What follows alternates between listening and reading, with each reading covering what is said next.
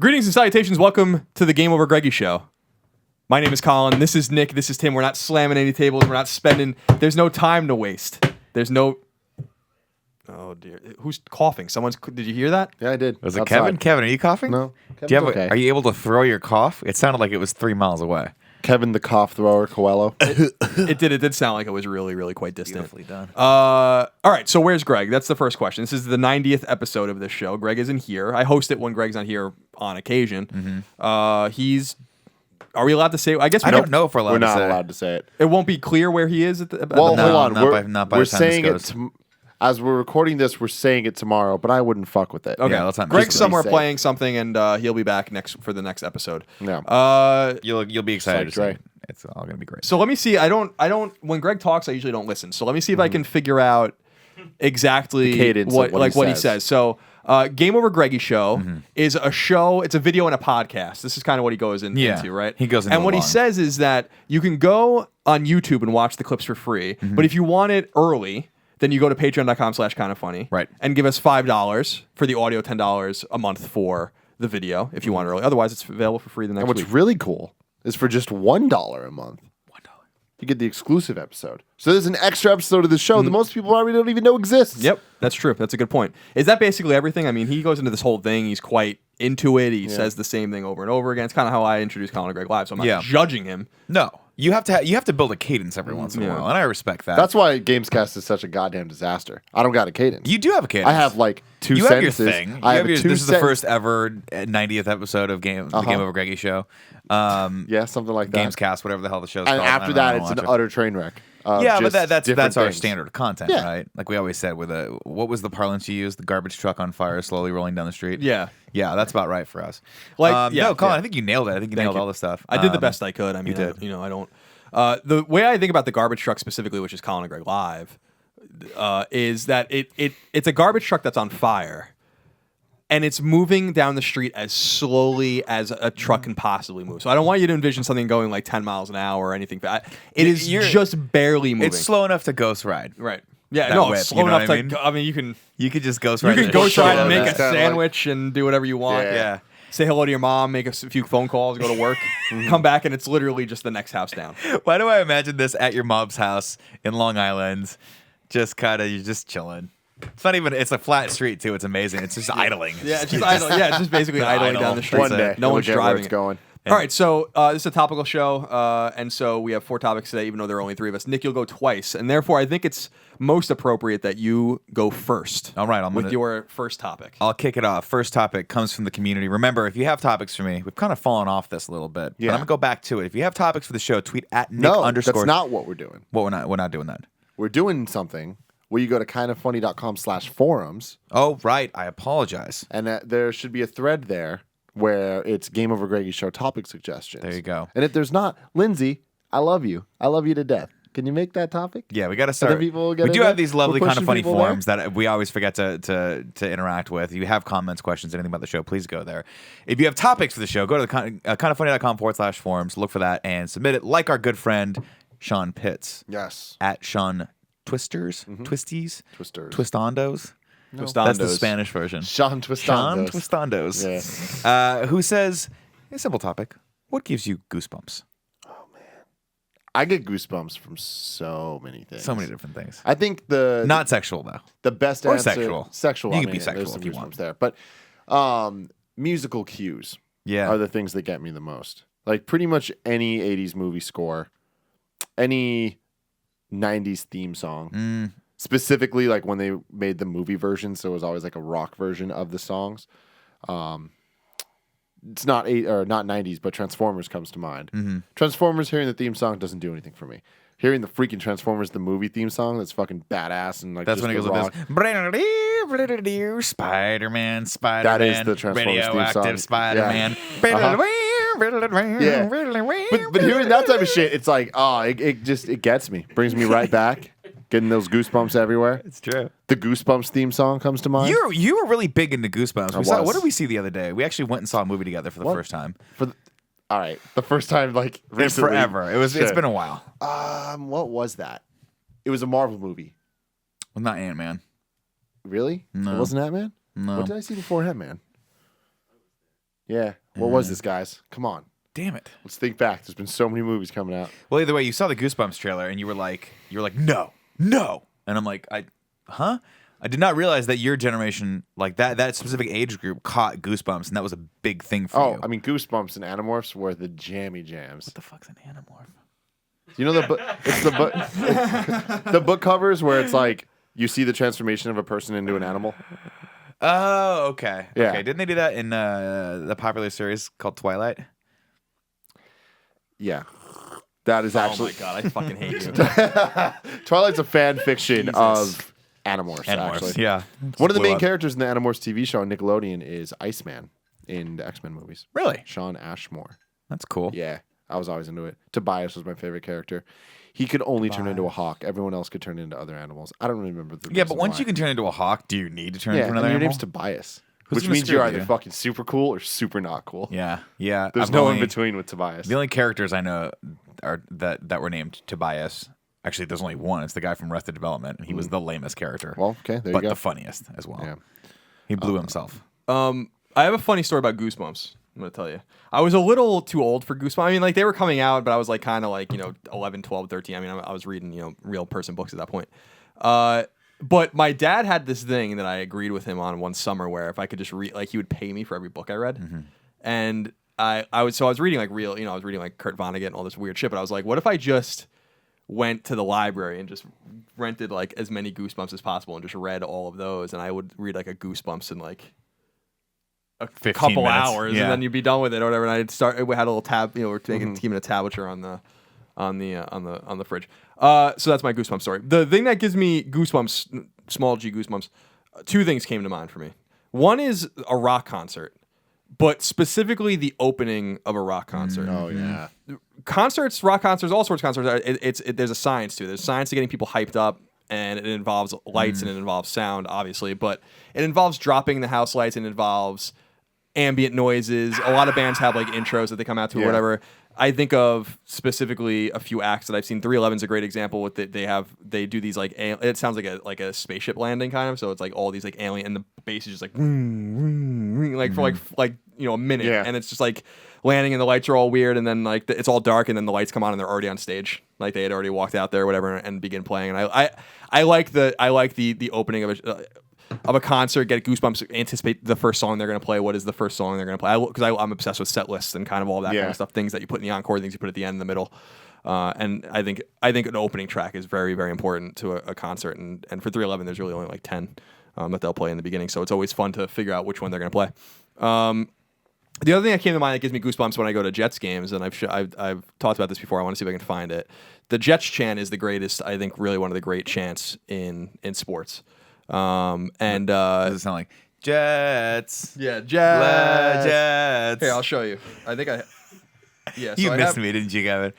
So I have it. I have it on my phone from one of the games I went to, and I'll see if this comes through. All right.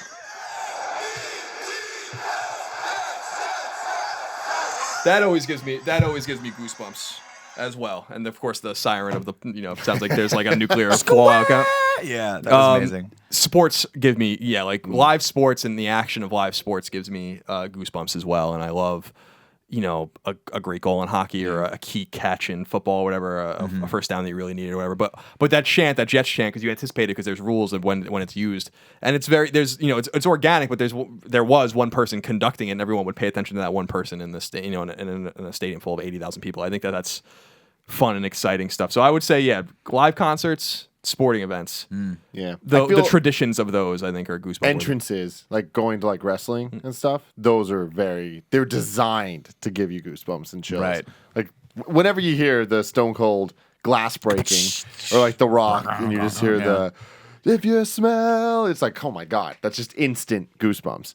But yeah, that's the closest thing I have to that sports thing. But with the concerts and stuff, I mean, with Kind of Funny Live, I completely try to design our intro around that, like copying what I've seen other people do. And it's like now whenever I watch it, just watching that intro, I get so much chills. Yeah. And I'm like, that is so fucking douchey of me. Hell But of it's an like, intro. No, it's not douchey. but the thing is, there is a science to it. It is just like, what would people want? Like, how do you do that nice fucking build up? And Sure, I mean, but from that, man. I would argue it's not necessarily that there's a science to it. It's that you're leading from a place of passion and heart and fun, and you're like, I want to make this as fun and like fanfare as humanly possible for the people that engage with our content, right? Yeah. Like, you know that people out there who have watched us since like episode 1 or what they're gonna want, and there's a certain fun aspect of like giving them that, and like dangling it, and I think that's for me a lot of oftentimes where I kind of gravitate to is the things that give me goosebumps more are either key scenes in movies or actually movie trailers. Specifically, I think I saw, what was I watching? I think I went and saw NWA, and I was watching it, and that doesn't sound right. Straight Outta Compton. No, it was Ant-Man, excuse me. Yeah, let me show you. I did see Straight Outta Compton, not NWA, excuse me. But I went and saw Ant-Man, and I saw the Star Wars The Force Awakens trailer. Yeah. And it was the first time I had seen the trailer. And this is kind of telling, too. It's the first time I'd seen that trailer in the movie theater where I was like, oh, wait, this is where they're supposed to go before other movies that you're watching. And then I was like, oh, wait, why is Star Wars playing behind a Marvel? And then I was like, oh, wait, Disney owns everything now, including me. They bought me yesterday. Congrats. $60. Pretty good deal. They're making all sorts of acquisitions. But seeing that one moment in that trailer where it's like, the music kind of hits and you see the X-Wings kind of plow across the water and you see Oscar Isaacs. He's like, whoa. Yeah. I'm like, fuck, man. It literally gave me physical goosebumps. I'm like, whoa.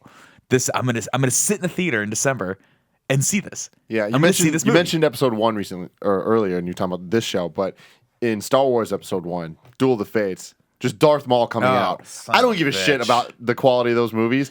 That is fucking just like, oh my God. No, just thinking about it gives me That's chills. the saddest part about all those movies is that scene was awesome. That fight scene was dope. Arguably one of the best fight scenes in any of the Star Wars properties. It just sucks that it was bookended by the rest of it. By straight up flaming trash heaps. No, I agree with you. I actually think about episode 1, just even the way episode 1 began, I really liked, and that, I remember seeing that scroll, the scroll, and the way they begin and with Obi-Wan and Qui-Gon in the beginning, like running around. I'm like, for 10 minutes it was fine, and I was like, I was really so excited. You see the protocol droid for the first time. They go into that room. I'm like, I was in 9th grade, and then this was horribly racist Trade Federation people. You're like, Gunray. wow, because what was sad about it is they're like, you didn't even cast a Chinese guy to do that role. You just cast a white dude who's doing his worst Chinese impression. That makes it even more. It really racist. was weird, wasn't it? In hindsight, the whole. I wonder really what the direction terrible. was. The direction on that just like sound foreign, and it was like whatever the guy thought foreign sounded Well, like like. if you're gonna do that, it's like I get that you have to go. You have to sort of dive in and have your characterizations and figure out kind of who these are and how you're gonna relate an alien to people's modern day idea of a certain ethnicity or whatever. But at the same time, I'm like, why couldn't you just have hired like a Chinese? Maybe a Chinese guy did do it, but it really didn't sound that way. Like if you're gonna model them after like a Japanese culture, you get Ken Watanabe to do that. That's cool. It's like Ken Watanabe. He's clearly Japanese. He has a Japanese accent. All that stuff. Not crazy. It's not overly done. It's very tasteful. But that was. I mean, I don't even want to do it. I desperately want to say one of the lines right now, but it's such a bad idea because if I were to even just play that right now, play it out of context, playing a man playing Newt Gunray. What the fuck was that, right? Yeah. So there's that, but getting back to the original topic, like it's true. I still see scenes in movies, or I still watch the Man of Steel trailer every once in a while, and like the second you hear that Hans Zimmer score with that voiceover from Russell Crowe, and I just get like the world's just gone, and I'm in that moment, and it's so freaking cool. And there was actually that's the same thing with like the 300 trailer. Did you ever see that one? Oh my God, I mean that's perfect trailer. That trailer with 9 Inch Nails, that badass 9 Inch Nails track behind it, and you're like, dude, he nailed it. Yeah, and the movie was pretty good too. Yeah, I thought not the trailer. The trailer so good. That's got to be top. I mean, even then, 5 trailers I've made. So when I went to see Ant-Man, we did see the Star Wars trailer. We also saw Batman vs Superman, and it's just like these trailers. The trailers are another thing designed to make you feel that those moments of like, oh my God, a good trailer. Yeah. A good trailer does that. And I would still say, like, everyone always talks about how Zack Snyder only makes good trailers, and I disagree. I think he makes good films too. But his trailers his movies have so many cool shots in them that they are visually perfect for trailers. Yeah. And you combine that with an amazing score and that's what and great pacing, and boom, you get that quick. It's almost like a quick, like a cheap drug. Just that quick hit of emotion, and then you're out. Yeah. And it gets you wanting more. You're like, I want more, man. I want that real good smack. I want that 2 hours, 4 minutes smack. Yeah. Jesus. Speaking of that, what does that mean? So moving on to video games, I feel like there's so many game audio cues and like random things that give me chills. But press conferences, oh man, Oh, yeah. I get so many chills from that. And again, it's the trailers. Yeah, It's like it's all those. It's all that the builds up to same that shit. wow moment, Yeah. right? Like, yeah. I mean, I will tell you this. Since I'm impervious to anything gaming, it didn't affect me. But when I looked over and saw Colin's face this past E3 during the Sony conference. was it the Sony conference? Something big dropped. Or maybe it was Final Fantasy. When you guys saw Final Fantasy, you were just a kid in a candy store. Well, I couldn't believe it's like Final Fantasy VII is not like one of my most beloved games. I like the game a lot, but I was more excited that like, wow, it's really happening. They're really going to do it. You know, it was a really big. Most press conferences are a little weird to us because we don't know some of the secrets, but we do know some of the things that are going to happen just through back channels. Yeah, or- and like you just hear certain things that are going to happen, but. Most things are a surprise, and so it is in an industry that we know very well and that we have great connections in, where we're not often surprised by things, or not as I don't want to say often, but not surprised as much as say the general consumer. It was cool to have something like that somehow there was not even a scant rumor about, like nothing, and Up until like the days leading into E3. Right, exactly. Like this And wasn't. then it was unbelievable. It was one of those things where it's like, all right, we'll see. Yeah, exactly. And then it Like, happened. It's like, shut the- the when the fuck chat- It's one of those where you're like, I don't want to even say. I don't want to be that asshole. It's like it's totally going to happen, and then it doesn't Yeah. happen. You got egg on your face. Yeah, I mean, the chatter began, in the days leading up or whatever, but usually there's indications. There's a trademark filing. There's someone who quit and put it on his LinkedIn, profile, but nothing like that happened. So it was cool to not anticipate, that was necessarily going to happen. Because even when the rumors came, I was like, Who knows? who knows what's going to happen. So that's the great unknown with press conferences, especially for us, being able to hear some things every once in a while that might ruin big surprises for us, for other people. It's cool to have that. I don't want to bring it to a negative space, but I'd be loath to not to talk about the bad kind of chills and the bad kind of goosebumps. Sure. The one thing that I remember in terms of goosebumps getting like chills was I went to my father's best friend died in 9/11, and I went to his funeral. My dad was like a pallbearer and stuff like that. And then at FDNY funerals, they play bagpipes, and it's like really somber and weird and sad. And I remember very clearly being in New York City for this funeral, and the bagpipes stopping when we're all in the street, like the procession or whatever, and it was just totally quiet. And I was like, it's so weird to be here in this place, and there's just no sound at all. There was nothing. Like I don't know like how it was possible that no sound was happening, but it was just totally dead silent. And that was one of my for like 10 seconds. Like, well, nothing was happening, no one was moving or anything like that. And I was like, this is really, really a somber and important moment, but also it gave me chills. It was like really goosebump worthy. And it was a very sad day, but I was like, wow, that's an incredible and a memorable moment for me as well. So that was, that's just as worthy of a goosebump moment for me as, the opening of a concert. I mean, just you're getting them for different reasons from different things. Yeah, I don't know if I can pinpoint chills in a sad moment. Like, I don't know if I ever get that feeling. I got a like feeling in my stomach, like a pit feeling, but like I don't think chills or something that happens to me in that sense. Yeah, I mean, I remember just being like really shocked, and I mean, it's it's chilling. I mean, chills are chill. I mean, chills. I understand what you're saying. Chills, I think, are supposed to be negative. Yeah. Maybe the goosebumps are like the positive connotation of the same feeling. I don't know, but yeah, I mean, that was what stuck out to me too, and when I'm kind of going through my mind thinking about some of these things. One that's not media related is, and this is such a Tim answer, but a cold can of Coke on a hot day.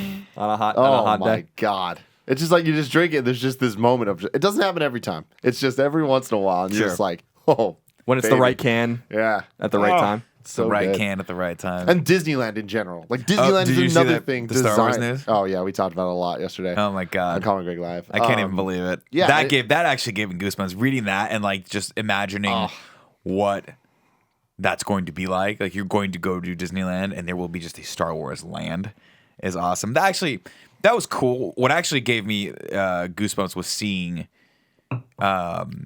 Hyperspace Mountain be announced. no, Yeah. I didn't see that. Because that's going to awesome. be a thing next year. Hilarious. No, they did a one-off poster that you can't get anywhere. It's by Drew Struzan, the guy that did a lot of the original artwork posters. Yeah. Did you see that? No.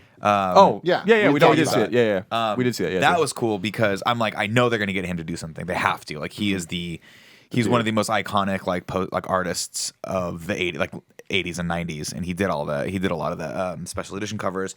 And I can't remember if he actually did the original Star Wars covers or not, but he redrew another one, and seeing John Boyega with like his character Finn with that lightsaber, you're like, what is happening?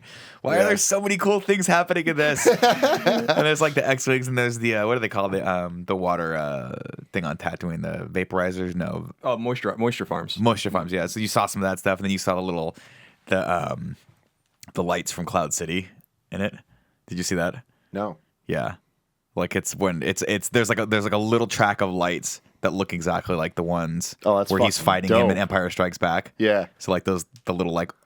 Oh, cool. Yeah, I didn't notice that. I think it might be Cloud City. It might actually be the Emperor's Chamber now that I'm thinking about it. Anyway, it's like all those little elements. I'm like, and then just seeing the composition of it and seeing like. Yeah, we were just talking that about old it. School. It threw me off a little bit, especially having Han down there. But he's like, and mostly because at this point you don't know if he's Han Solo or if he's just having a senior moment and he's not quite sure where he's at.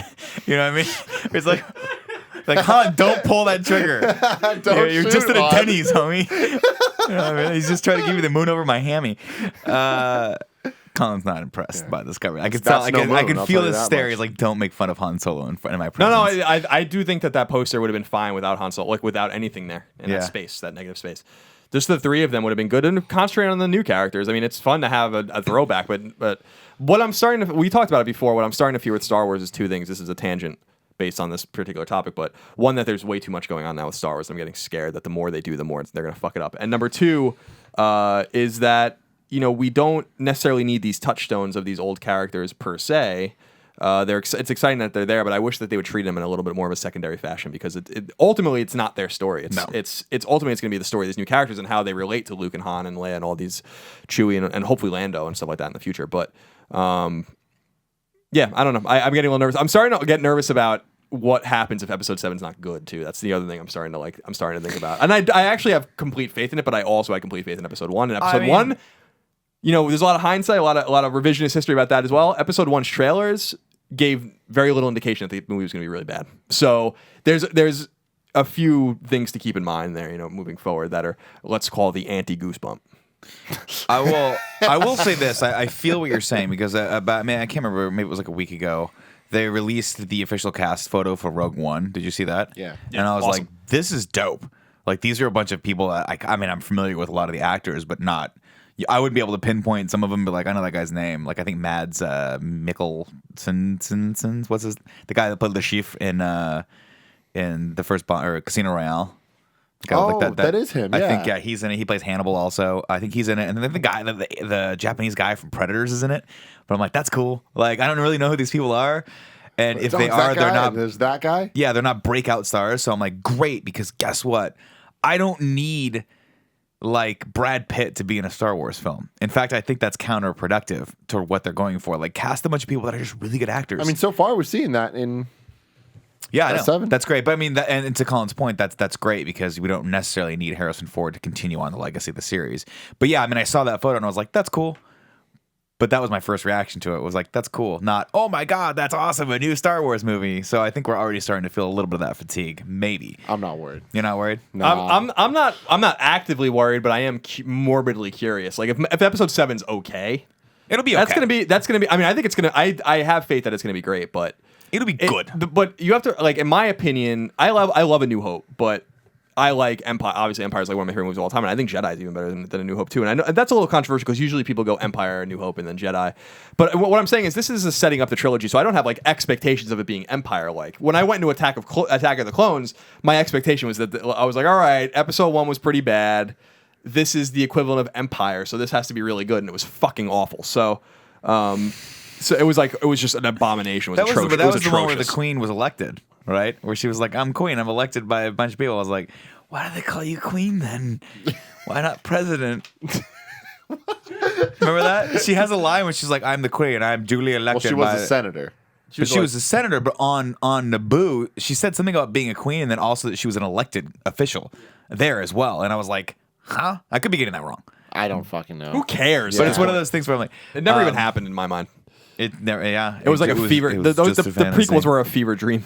The thing about that is like, and here you need to manage your expectations right now. It's not going to blow anyone away. It'll be a good movie, but I think knowing J.J. Abrams, like looking at his history, the best he can do and the best that we can expect is what he did with Star Trek, which he was able to reboot that series and get it going again. And to me, I was like, that was a great reboot, but it's always, I mean, I walked into the office and half people were like, that was awesome. The other half were like, that was dumb. Why did he screw up Star Trek? And it's like, Star Trek is, I would stagger to say, maybe a little less popular than Star Wars. Yeah, just a little. Depending on who you're talking to. I mean, no, if you talk to people who are too heavy into Star Trek. Oh, give me a break though. I mean, Star Trek is like not even on the same In terms of level. popularity, popularity, I don't think and in there's a terms of question. I think quality too. That was the thing that always. It's hard though, because think about this though. Star Trek has been on since the late. What? Yeah, but when how much- when the hell is the the show? 50s. How much money Was it has 50s? Star I Trek think it made? was early 60s? 60s. How much money has Star Wars made? Oh, Star Trek's made a ton of money. I mean, think Yeah, about but the has it shows. made Star Wars money? I mean, that's what I'm saying. Like, I mean, Disney doesn't own it, so maybe Yeah. not. Disney only buys baller stuff. yeah. So, but that's what I'm saying is you look at that series, right, which is another beloved sci-fi series that needed a reboot, and he did, I think, the best you can possibly do with that. So that's kind of the benchmark, I think. That is sort of like that'll be the example of what you can do.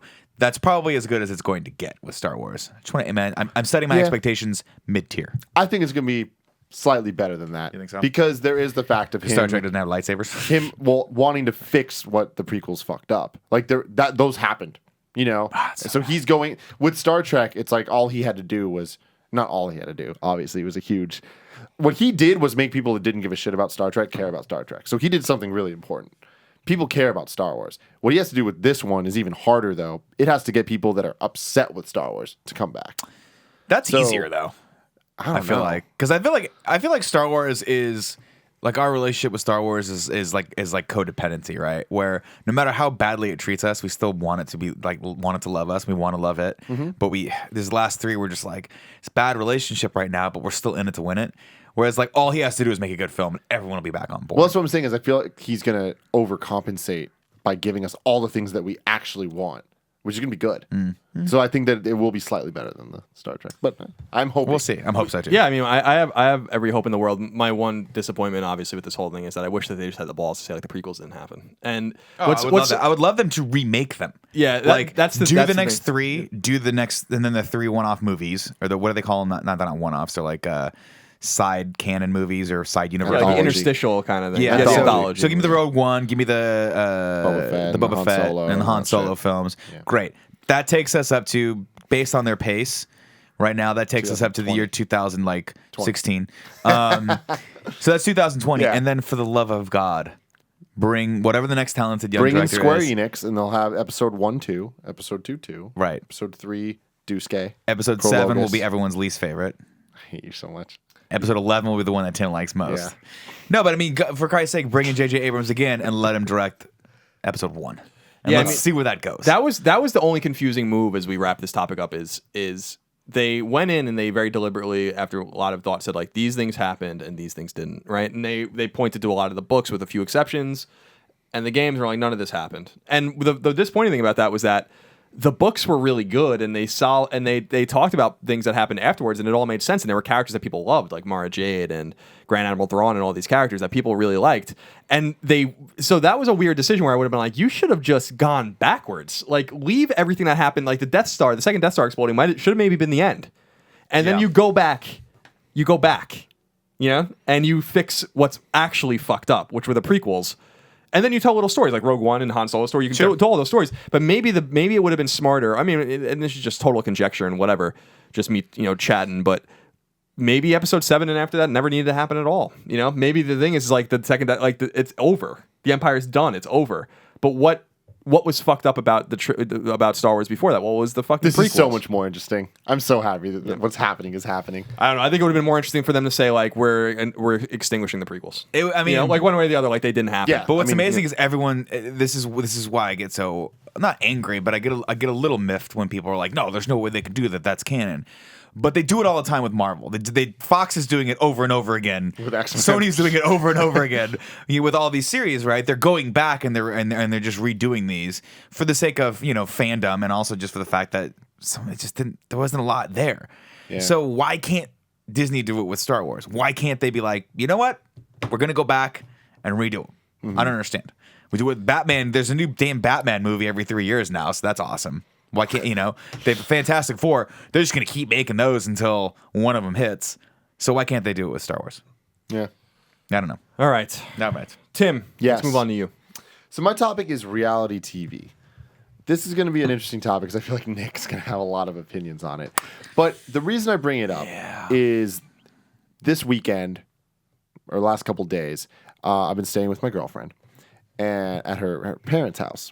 And her little sister is addicted, and I'm going to call her out, are addicted to the freaking Bachelorette. Oh, Jesus. That And- show is like totally fake. I mean, that's the thing. I'm watching it, and it's like, holy shit. How could anyone like this? This doesn't make sense. It's all this super contrived romance speeches that the whole entire show is it's a two-camera thing of just them going back having a fucking conversation. I guess I can't really hate on that too much. No, but there's a but there's a gonna say. difference in that, and you can look at the way they're actually marketing these as far as the award ceremonies are concerned, right? There's reality.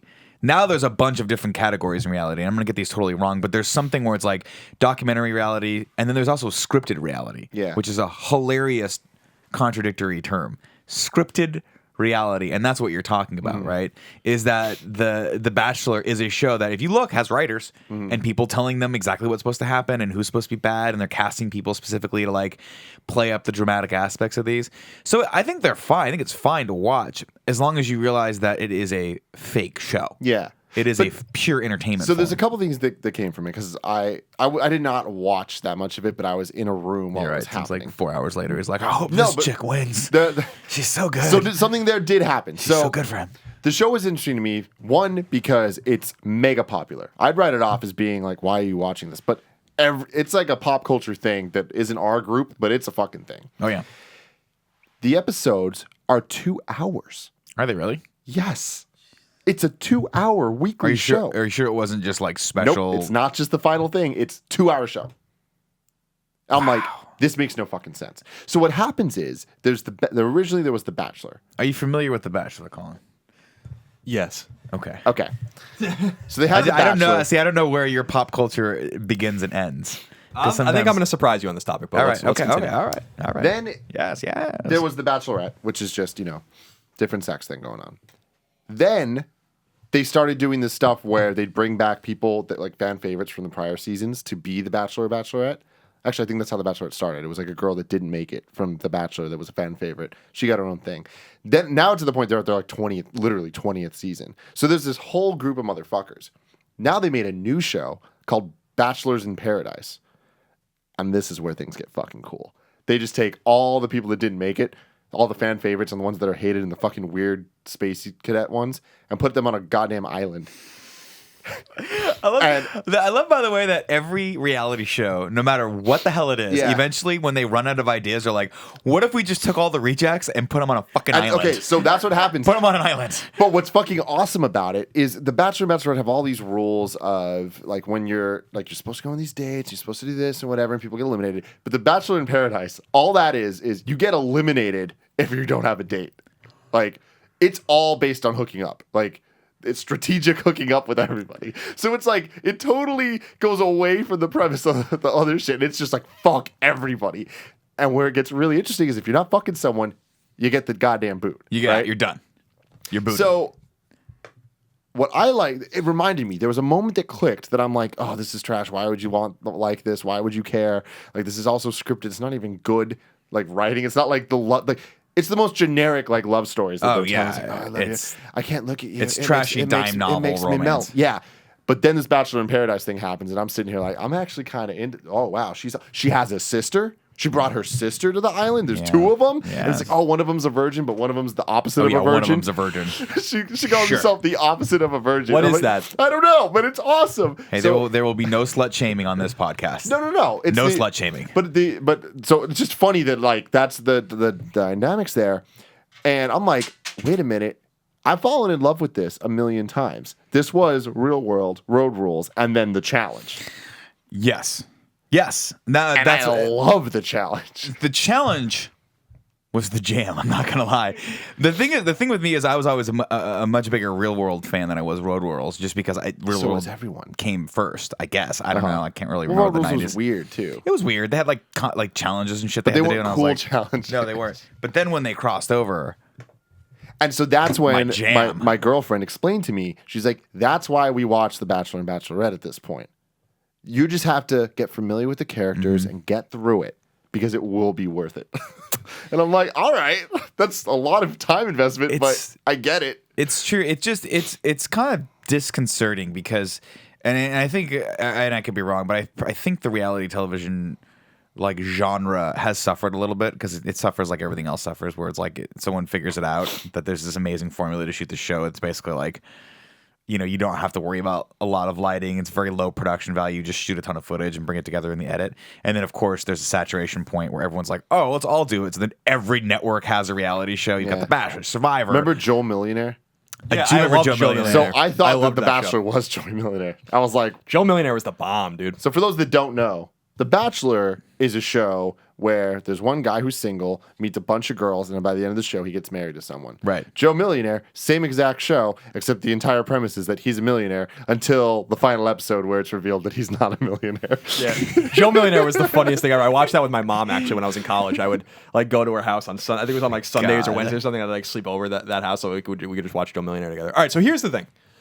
I think Nick hit on a salient point.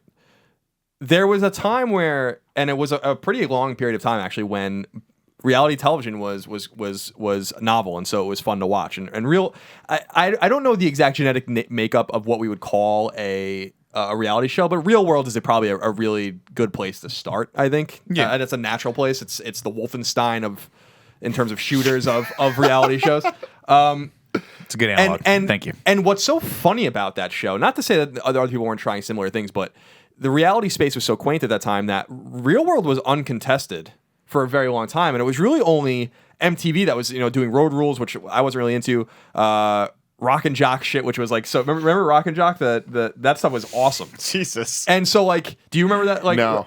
It was a thing where like they would take like it would be like Rock and Jock Baseball, whatever, it was MTV show, and it would be like rock stars and then like real baseball players like playing sports and stuff like that. It was awesome. And so like they did. They'd be like, Tia Carrera is up next, and you're like, why is Tia Carrera? Oh, she hit the ball. Good for her. Good for her. So it's like so I really look at. I don't know if Tia Carrera. I don't think Tia Carrera was ever part of Rockstar. No, she doesn't. I don't know why Tia Carrera popped to my brain. She's neither a jock nor a Rockstar.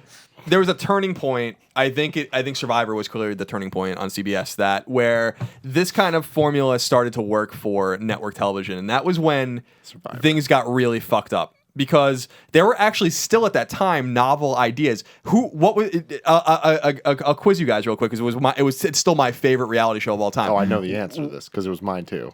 Is it Anderson Cooper's show? The Mole? Yeah. Dude, The Mole is the shit, Yeah, man. Do you remember Anderson Cooper got started on a show called The Mole? No. Is that where he got his start? That's the first time I had ever seen him in my life. Because that's the most crazy thing is I remember him being the mole, and then now What was The I keep Mole? seeing him everywhere. I'm like, He's on CNN. The Mole guy? So The Mole is like a show where it's about it's like people doing team activities and like trying to like compete and all these kinds of things on for various things, but one of them works for the show and is like sabotaging them, and the idea is to try to figure out who the mole is. And it was like a really great show. I loved it. I was in high school when it was on, so it was a long time ago. So there was, if I remember correctly, there was 3 seasons. I saw the first. It was my favorite show. I watched it every fucking time it was on. Second season, for whatever reason, I couldn't watch. But then there was the Celebrity Mole.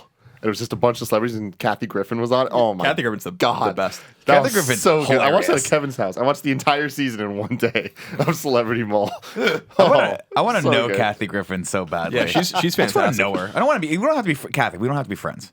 Okay. I know you're way above me as far as the world is concerned. I just want to know you. I just want to be a part of your life, just however small. Doesn't matter. Just know that if you need a footstool, a back rub, maybe some Hot oil action. I'm here for you. Oh, I didn't know it was going to go in that direction. Oh, that It always goes in that Wink direction sold with me. it. So it was in that late 90s, early 2000 era when things that started to really explode. That's when Joe Millionaire, which I think was 2003 when that came out. The Mole was like 2001 or something. Survivor was around that. Survivor was the one that really started and still going to this day. Survivor's And then, still going. And then Big Brother came out. And then Amazing Race. Amazing Race was a big came one. out. It's really CBS, actually, because these are almost all CBS shows Right. that really started to figure it out. And actually, they probably deserve a lot of credit, and people probably made a lot of money there. The problem was when it started to proliferate around everything else. And by the mid-2000s, what you had were certain varieties of reality show. Right. Bravo started doing their reality shows around then. Their first one was called Blowout, I think it was, and it was about a hairdresser, and and that was a really great show. I actually really loved that show. But then There was the celebrity hairdresser craze where it was like, let's do a bunch of shows about just stylists and like, well, oh God, I never watched any of them, but I do remember exactly. I watched like that show like religiously. So they had like the Bravo stuff, right? And then they had So and then they had what the hell, Colin? and then they had that's what I'm saying. I think I'm gonna surprise you. And then they had MTV and VH1 now in the mid 2000s. So a little known secret for people that haven't been following me for a long time and you wouldn't even know who I was 10 years ago. I was a freelancer for IGN TV, and I reviewed a lot of these shows. I mean, it all makes sense. Hogan Knows Best and Flavor of Love, who I went to. Oh my God, So that's I awesome. went to school with someone that was on Flavor of Love. We I thought talked you were about gonna that. say you went to school with Flavor Flav. Like, damn. The Girls Next Door. I had like it was funny because the emails are gone now. That was the Playboy one, right? Yeah, Yeah. Kendra. Oh my God. Kendra emailed me when I was in college because I would like beat up on her in some of the reviews because she's just like a really vacant individual. I'm sure she's very nice, but I was, we were trying to be funny and stuff like that. Right. And like she got mad at me, like her someone in her family emailed me being like, "You're absolutely right about her." Like and I lost all these emails. They were all in my Northeastern email. And like when I graduated, they just cut you off. And I was like, and I was anticipating that I would always have access to this email. So I don't remember the exact nature of like. I think it was her that reached out, and I think it was like one of her family members. Regardless, like Who was the other girl? Who was the other playmate? I'm blanking on it. There's three of them. There was Kendra, who ended which up was like the least important one, and then the main one was not Molly. What the hell's her name? Molly is one of them. Molly was the one. Holly. That was Holly. Holly Madsen. Holly Madsen, right? Yeah. She was the one that was She like was the big one. Yeah, I actually loved the one in the middle though.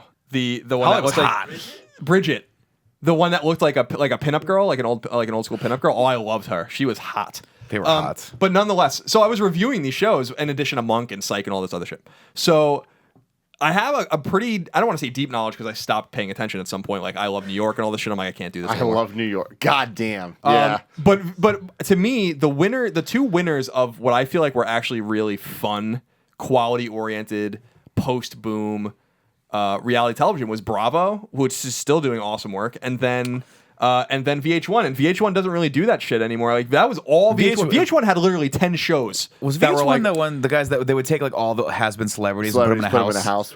Yeah, the Surreal Life. Surreal Life. That was another one. It was like Corey Feldman. You're like, what? There was a whole bunch Breaking of those shit. Bonaducci. Do you remember Breaking my God, Bonaducci? I remember Breaking Bonaducci. So to me, the problem with reality television was it started from a good place, right? It started from a documentary standpoint where someone's like, let's just put a bunch of kids in a house, like a bunch of people from ethnically diverse backgrounds, put them in a house someplace and just see what happens, right? And I'm sure there was a fair amount of editing happening. I mean, no matter what, you need to tell the story. You're still Footage scripting is it just somewhere, footage. It's right? not a show. Yeah, so you're still trying to find a narrative somewhere in there because even documentaries have narratives. You're still telling a story.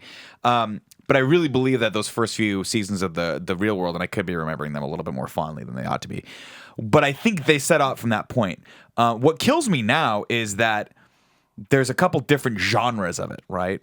One is the competition. And then the other is, let's not even worry about what the thing is. Like, remember they had a thing. They were like a bunch of hot teens together on a bus doing cool stuff, road rules, right? Whatever, right? They're going from place to place. They have to do competitions. It's cool. That gives me some sort of like structure, right? Real World, they'll have to live in a house together. And then eventually on Real World, they're like, let's just get really hot people that'll have sex together. And then there was Vegas. And that, I think, is the apex of Real World. And then it all went downhill from there because those people were so good looking. And they dropped the guys of like, let's give them to discuss things. They're like, let's just have them fuck. Yeah. And then You don't have to go to their job. They don't have to do anything. Remember, because they had to work, Yeah, right? They had to it do was- stuff. And then eventually they're like, just put them in a hotel in Vegas and let them fuck. But then somewhere along the lines, reality just became about following people's lives that are better than you. And that's where I feel like it kind of took a turn for the worse. Whereas like you bring up Bravo. Well, Bravo has the Real Housewives, right? And they're just they're fascinating human beings from the standpoint from one standpoint is that most of them are very smart. A lot of them are self-made. They're characters in their own right, but they represent just a lot of just horrible things that's wrong with society today, and they glorify that, and that is the entertainment value of them. And so it's very hard for me to watch that because I'm like, these fucking people are horrible human beings to each other. Maybe not in their own right, but to each other when put in the room, they are just terrible. And I have watched 5 episodes straight of this, and I don't know why I like it so much. But Bravo does do a good job of that. But they've totally thrown all that out the window. And then there's E, of course, which has the Kardashian show. Yeah. And like everything's Kardashians. Yeah. All of their even their news programming is talking about the Kardashians. It's all like I watched E! News the other day. And I was like, oh my god, for the first time. I mean, I don't know why this occurred to me now, but I'm like, this isn't a fucking news show. This is a show that just promotes all their other shows. Well, isn't that what any news show is on? Well, no, like a normal news, like CNN is like, news. we're talking about the fucking election. Yeah. But E! is like, hey, here's what's happening in Hollywood. Kim Kardashian has a new show on right after this, and you're like, oh man, this is useless. But I mean, like that's how things are in entertainment. I mean, like the Daily Fix on IGN. What's that? That's just a thing of, hey, check this out on IGN. This is game news happened. Oh, check this out on It's IGN. true. It's you know true. what I mean? It's the same. I'm shit. giving him a little hard time. But what's funny with the through line, Nick, with a lot of this stuff is that it makes this programming now for a lot of channels makes or breaks the nature of your channel. E! was really quite obscure in the 90s, and a lot of people don't like kind of forget about that. So was Bravo. I mean, yeah, Bravo's... Bravo was too. NBC owns Bravo. It was like their FX kind of. Yeah. For Fox, E! was like they really were showing like fashion shows, and it was like that's like what it was all about. And it was really started with Talk Soup. That was like the first show that really actually got them when Jim Henson, right? No, John. I get him confused. John Henson. Jim Henson's the puppeteer. John Henson. I was like, I don't remember Jim Henson ever being on time. John Henson, who I'd love to see that episode. John Henson did it, and then Aisha Tyler did it, and now Joel McHale? Yeah, Joel Still McHale does it. doing It's just called The Soup now. Yeah. And it's a fantastic show. So the fortunes of that channel hinged on one program and then it's the same thing with Comedy Central. Like Comedy Central was really an afterthought for a lot of people until South Park and The Daily Show came around in the late 90s and really gave people a reason to watch it. I felt like South Park was the first time I watched Comedy Central. Yeah, like Comedy Central was just reruns of Half Baked and SNL and all sorts of shit. Oh my so God. it was like like you said, reruns of Half Baked. Yeah, like it was just kept showing Half Baked over and over. I remember Comedy Central when I was a kid. That movie was funny. That movie was great, but I remember it being like the same like Chappelle stoner Show comedies and all that kind of stuff.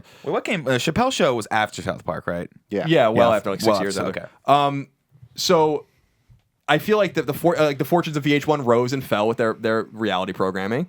CBS is the biggest network television channel in the world by far, and they're still the only ones doing sitcoms. Really, they're the only ones doing entire huge slates of reality television. So it's like you were saying, the stuff that I think kind of just captures you and you don't really understand why. Because when I think about the shows that I wasted a ton of time watching, I watched like Sheer Genius and shit like that, which is like a show about haircutting, like a haircutting That's competition. what I was thinking of. Like I like these shows. And I really don't mind. Top Chef's awesome. I love MasterChef with Gordon Ramsay. That's like one of my favorite reality shows still to this day. Bar Rescue is a great reality show. Like, so there's still good ones happening, but what I think what the big thing is that we haven't acknowledged or examined is the fact that like reality television is just television now. Just like it's true. Just like when we were growing up, sitcoms were television, but no one really does them anymore. There are like a few sitcoms. Meanwhile, like every day on all of the channels were sitcoms.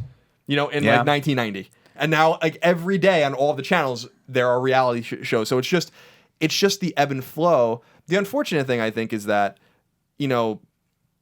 we disparage it and we kind of make fun of it a little bit, but what we do is also very similar to what they do. Especially the social media aspects. And like you think about it, so I can't who really are the judge most it. popular YouTubers? Vloggers. It's people that are literally just saying, it is a reality show. No, I would say there's a huge difference between what we do in reality shows. I mean, we have a long form topical show where we actually dive deep into issues and listen to each other and try to form some sort of conclusion. We to dive a certain into issues. to extent. Not about deep. No, not about deep. But I'm talking about our social media stuff. I always go though. deep, bro. Yeah, you're right. As deep as I can. Kevin likes to go wide, but I go deep. But I think I'm talking more about our social media presence. Where it's like the Twitter and the Instagram and all that other shit that just happens. It's just reality.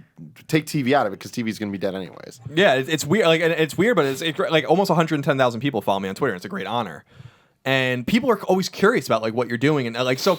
I think it's part of the human condition. Like if I'm just like I'm out and I'm drinking, bless you, Bless you. and I'm out and I'm drinking, I just post a picture of that drink. Well, that for some people like that because it's other people are doing normal things. I think that was the idea. I think that's why this show is successful and why the things we do are successful. I also think that's why reality TV is successful is because it's just after a while people are like, I don't know that I necessarily need fiction, or I don't necessarily need fiction delivered to me as fiction. So Yeah, so the Kardashians is clearly scripted. Like there's no doubt about that. But here's the thing about the Kardashians. People make fun of them and talk shit about them, and I've said it before on the show, and I'll say it again. Like, don't you wish you were as smart as Kim Kardashian? Don't you wish you figured it out? Don't you wish that she is incredibly smart and laughs all the way to the bank. And anyone who's like she's an idiot and she doesn't know what she's doing, I'm like okay, because Keeping Up with the Kardashians started when I was in fucking college, you know, and that was a long time ago. And that show is still relevant. It has spin-offs. I don't know. And everyone's relevant. Like everyone, and no one everyone's can keep relevant. up. She fucked up the whole premise. I'll give her that she has smart managers. I don't know how smart she is, but I think her mom is incredibly smart. And I think that it wasn't necessarily a matter of business smarts as it was of opportunistic, like taking advantage of the opportunity that takes arose intelligence. from. No, it's true. It's very true. And they're very smart, and they've obviously been able to take that one sort of strike of spark and turn that into a wide forest fire because they're everywhere now. But like, I just totally lost my train of thought. That was it. We had to. I think you're going to end at Kanye West somehow. Yeah, no, Kanye's the bomb. I'll give you that, but I want to just give a quick shout out before I know we're going to move on to one show that we haven't talked about yet, and it is in the reality competition vein. And I don't watch Survivor because I was like, I don't want to watch a bunch of Survivor hippie seasons people. 1 through 3 were my Yeah, jam. the early Survivor is great. I haven't watched it in a long time. But we haven't mentioned one little show, and it was very, very important to me for at least the first 2 seasons until I realized that I don't care about it anymore. It was a show starring Kelly Clarkson and Justin Guarini. Oh, American Idol? Little American Idol action. Idol was awesome. Idol was those awesome first the couple first seasons seasons. actually were really special. But that Clay show is, Aiken. He's a No, superstar that's a little now. too far down the He's line. a superstar now. Oh, Yeah, it was. Clay I remember. Yeah, I was in 12th grade when American Idol came out. That's another great example. That was in 2002 when that came out. I remember, and so I was just about to graduate high school, and that show just got canceled, didn't it? So it's like that show has been on for like 13 years. That's kind of the beauty of it. We were talking about the Kardashians. Like the beauty of the situation, whether or not you like it or you want to make fun of it, is that it exists, and there are people now that are, and it's always been this way. We used to call them socialites, right? Mm-hmm. It's people that are famous for being. that was my point. Yeah, people that are famous for being famous. The Kardashians, in terms of actual things that have happened, have fame for one reason. They are tangentially associated with O.J. Simpson's trial. That is the reason that And anyone Ray knows J. who they know who the Kardashians is. Who's now Mr. Kardashian, who's now deceased, represented OJ and was the one who gave all those speeches when he was like driving away in his Taurus, or not his Bronco rather. And that is the Kardashian. If everything was even and the Kardashians never happened, that is the footnote of history. See, I think you're wrong though. Her association with Paris Hilton was what got her big.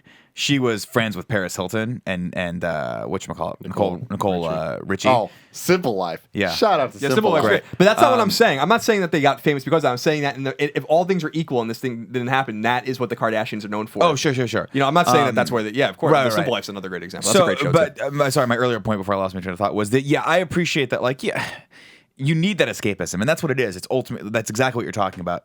That's why we. Like in the UK, they have royalty. Here, these people are a royalty. You like to just watch other people's lives unfold and escape from yours every once in a while because it gives you a little glimpse into sort of the rich and famous without having to deal with any of the actual pressures or having to actually work toward that. And I get that. And more, and this is a topic for another day that I actually probably want to go into at some point. More and more, as I watch real drama, it fucking depresses me. Like I started watch all these amazing shows, and the other night my wife was like, do you want to watch *Halt and Catch Fire*? And I'm like, no. And she's like, why not? You don't like that show anymore? I'm like, no, it's a great show, but it's fucking depressing. Like every episode ends with they almost get the thing, and then fuck you, you don't get the thing, right? And it's the same with like *Walking Dead* or any of these other shows where like or *Game of Thrones*, specific example, like, oh, it's gonna go right for him. Fuck it, he's dead. He's dead, you know? And so like I want to go through this as another topic one day, but I get the need for people just to sit down every once in a while and tune out because my life is so stressful, as is I believe everyone's life, that every once in a while I'm like, I don't want to watch a TV show that makes me even more fucking stressed. Yeah. I just want to watch Kim Kardashian try on that bikini. Well, that's the thing. The bikini's not right for her. Well, okay. Here's another diamond, like a $10 million diamond ring or a Rolex. Go for it. Yeah. I'm just upset that Kim Kardashian's first reality show with Ray J didn't make it past the pilot. Wow. Would have been a great show. I would have watched all 13 episodes. Yeah. Yeah, it's probably for the best. I'll say this. I want to leave it. I want to leave it here. There's a lot of there's a dichotomy and it's really a juxtaposition of the way people talk about reality television versus the ratings of reality television. The fact of the matter is reality television is fucking huge and it's going to exist forever because people like it and they watch it. And a lot of people that even hate on it are probably watching it too. They might not even realize it because reality TV is so vast. Well, what's crazy about it too is like now that I'm like this Bachelor thing is in my life, and like now that I'm aware of it, I can't get away from it. If you walk into Safeway, every single magazine covers this freaking dude that I'm blanking on his name now, but if you see him, he looks like a really pretty version of me. If I fucked Ryan Gosling and somehow a beautifuler baby came out, it's that guy. He's the winner. Interesting. It's great. I was curious how I you can't wait fucking to see Ryan a picture of Gosling this was going guy. to change your looks, but I understand where you're going. At the I end. understand. Genetics. And then, so I just want to say, like, what we do, I still think is a form of reality television. Our lives are very much similar in a much smaller way to what these people do. And so I have almost a morbid amount of respect for it because I'm like, this is the market demanded this stuff, and you took advantage of it. And I have a shit ton of respect for the Kardashians as business people because they just fucking carpe diem, man. Like they really made something of themselves based on nothing. That is extraordinary. They aren't just a little successful. They have 100% name recognition. Everyone knows who Kim Kardashian is. Everyone knows that. Not even people that are running for president. Bernie Sanders is running for president. He has probably a 40% name recognition. Kim Kardashian has 100% name recognition. You're not going to find anyone who doesn't know who the Kardashians are. You know, that's extraordinary. That's crazy. So like to me, I'm like that. Yeah, bravo to you. As a closing thought, the reality show that everyone wants to watch right now, which is one of my favorites, is Little Women LA. Which is about little people in Los Angeles, and it's fantastic. That's my jam. That's my fucking jam. All right. I'll give that a watch. If you have to give Divas a watch, though. I've watched a few episodes of Divas because Greg has it on DVR sometimes. I love it. My wife watches it every once in a while, but she doesn't want me to know she watches this. Every once in a while, like, I catch her, like I'll come in early, and she'll be like, "What are you doing?" I'm like, "Are you watching Divas again?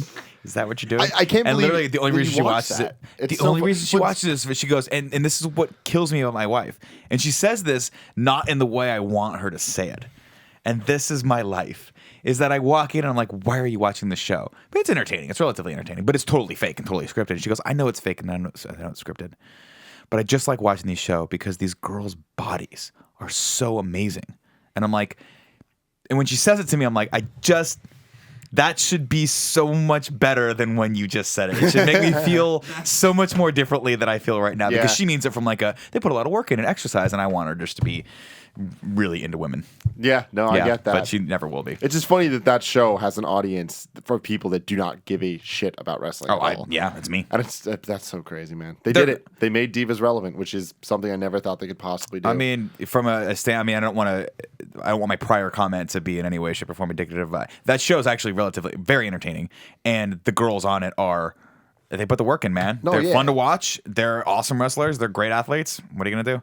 The girl with the red hair, Eva Marie, though, that's gonna her hair's gonna fall out one day, though. She needs to stop doing that. I'm worried that she's just gonna go bald one day. Have you seen this? No, I don't. Are you familiar with her? No. Yeah. All red everything is her thing.